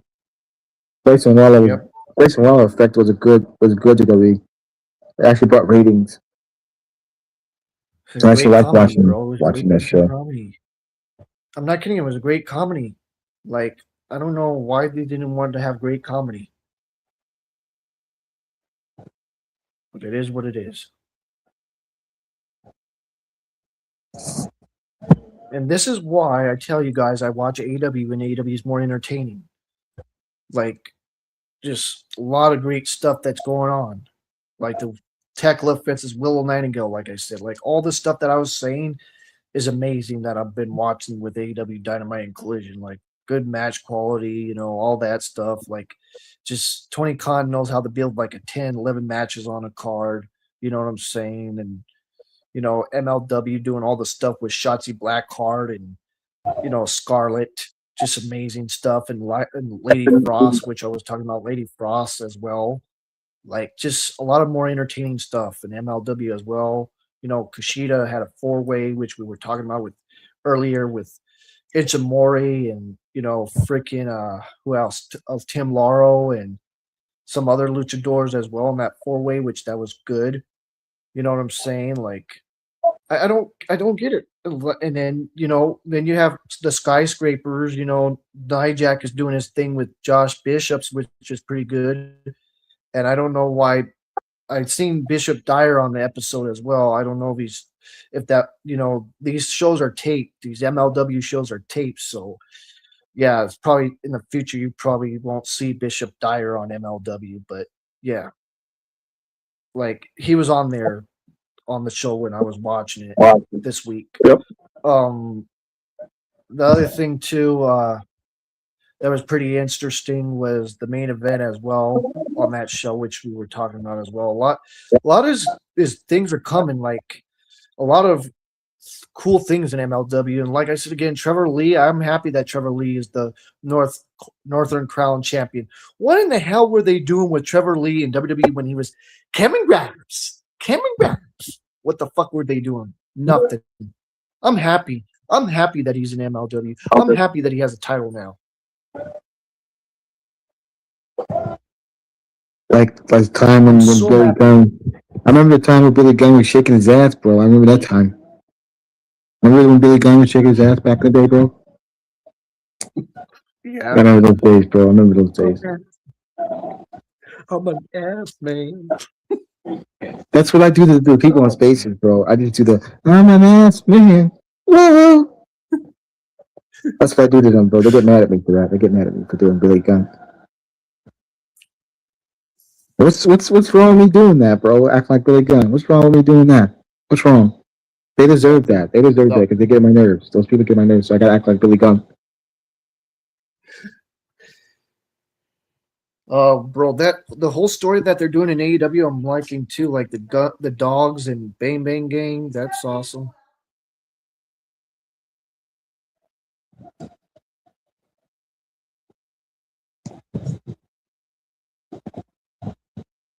You know what? Other trolls deserve to have Billy Gunn's ass in their mouth. They deserve it. They deserve it. They deserve it, bro. What, bro? What happened? Oh They man, do. They do. I know it's funny though. What you said, that's funny. Because that's what the trolls get. They get Billy Gunn's ass. They get Billy Gunn's ass in their mouth. Yeah, and then you had Alan Angels in that match in that 4-way. Alan Angels, that was pretty good with Alan's Angels, the guy that used to be in AEW, that tried in TNA as well, and now is in MLW. Like, just amazing stuff, man. And this Contra unit thing, I like the Contra unit thing that's been going on, all this whole new Contra versus another Condras and all that stuff. Like, just amazing. Yeah.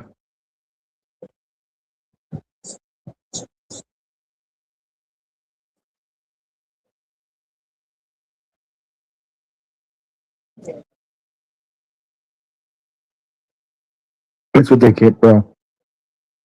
They get Billy Gunn. That's what they get. That's what I'm giving them. Billy Gunn. And like I said again, guys, there's so much great stuff that's going on in MLW. Like I said again, the Contra unit with freaking Kushida being a heel that's been going on for a while. This whole thing with Mance Kroger being a baby face. Like, there's so much great stuff you could be watching, and I just like talking about it. You seen me talking about it earlier, guys. More entertainment than the freaking shit that Prince is watching right now. I mean, that's wrestling. MLW, AW, CMLL, New Japan, all that stuff. That's good wrestling. Yep.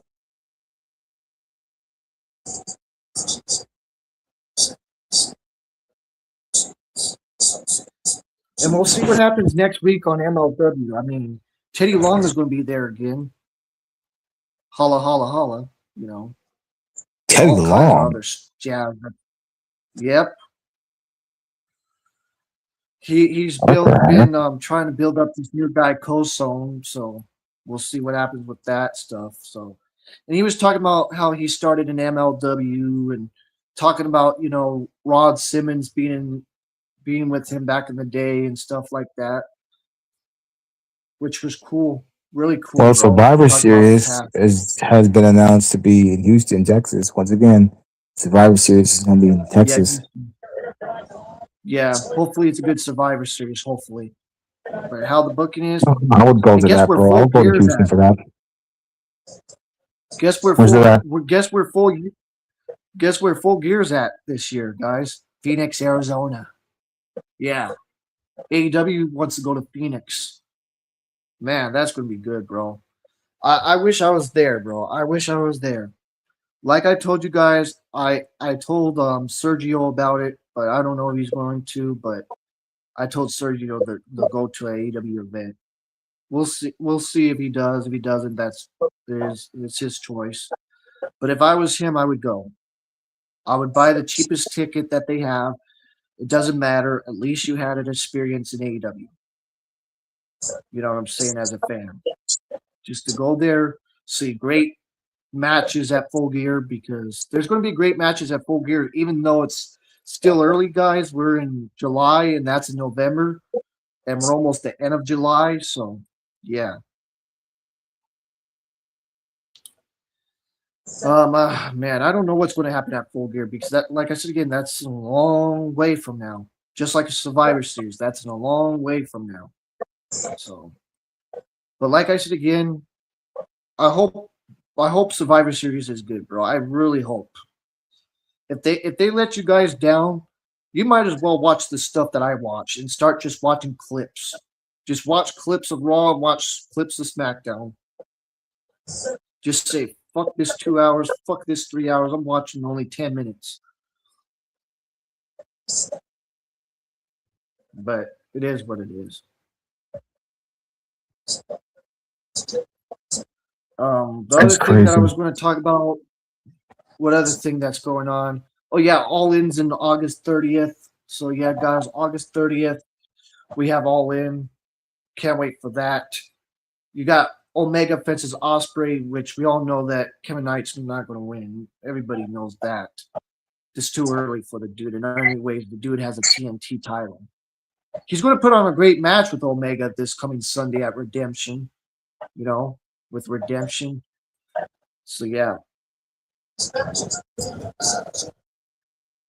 like I said again, guys, like Omega and Kevin Knight, they're going to put a great match, but at the end, Omega's going to retain. Like we all know that, but like I said again, Knight's a great talent, but he's going to probably lose. It's just there. You know what I'm saying?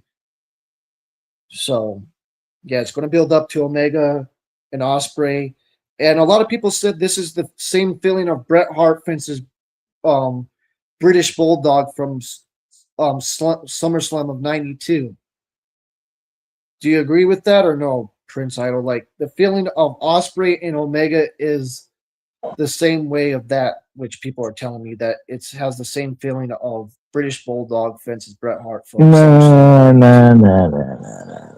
I wouldn't say that. I wouldn't say that. It's more like Owen Hart versus Shawn Michaels. That's what it's like.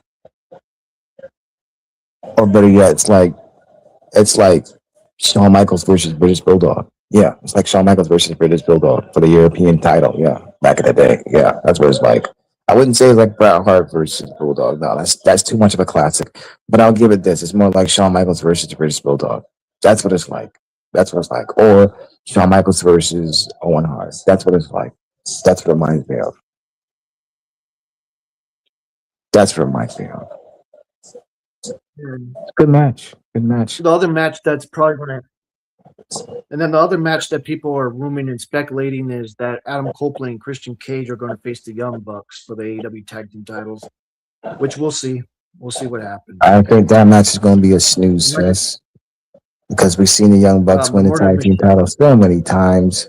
So Well, many times. I really don't like some the people Young think Bucks.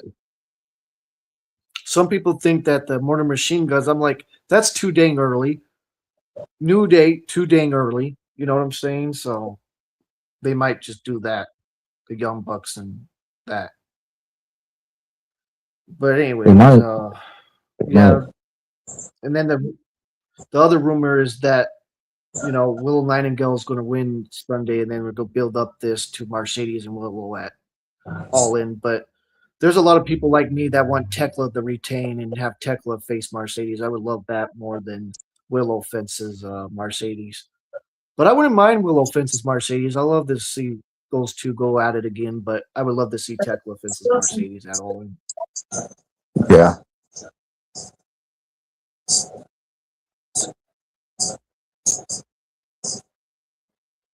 Then some Yep. people are speculating rumors, and a lot of people are doing all kinds of cool fantasy bookings. Some people that are cool wrestling fans are even speculating they want to see Jay White fences John Moxley for the Continental title that John Moxley has.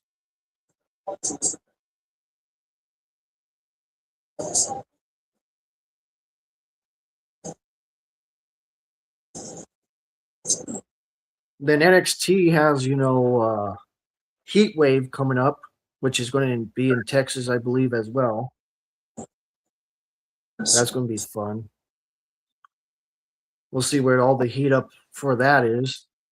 Which I know Lola Vice is getting another opportunity for the NXT Women's title against Kendall Gray.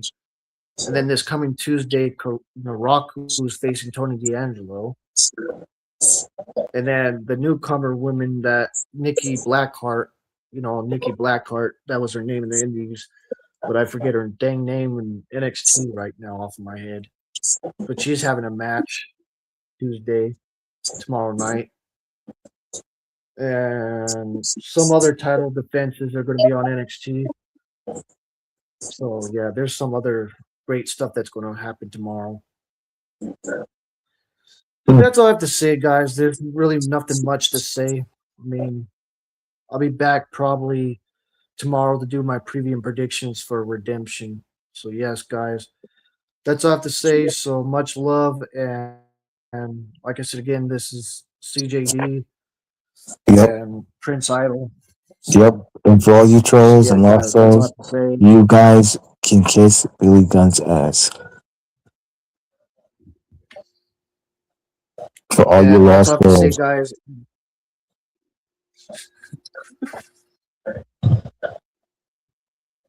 To all the lost But like I souls said and again, assholes and trolls, turn around and put your face in Billy Gunn's ass. There you go. He's an ass man. That's what I have to and say to the to troll. everybody that supports, and for the people that support us and the people that are cool, don't forget to like the video, subscribe to the channel, hit those notification bells as always, guys. And much love and peace out and take care. Peace out and take care. Peace out. Take care. Peace out. Take care. And eat Billy Gunn's ass.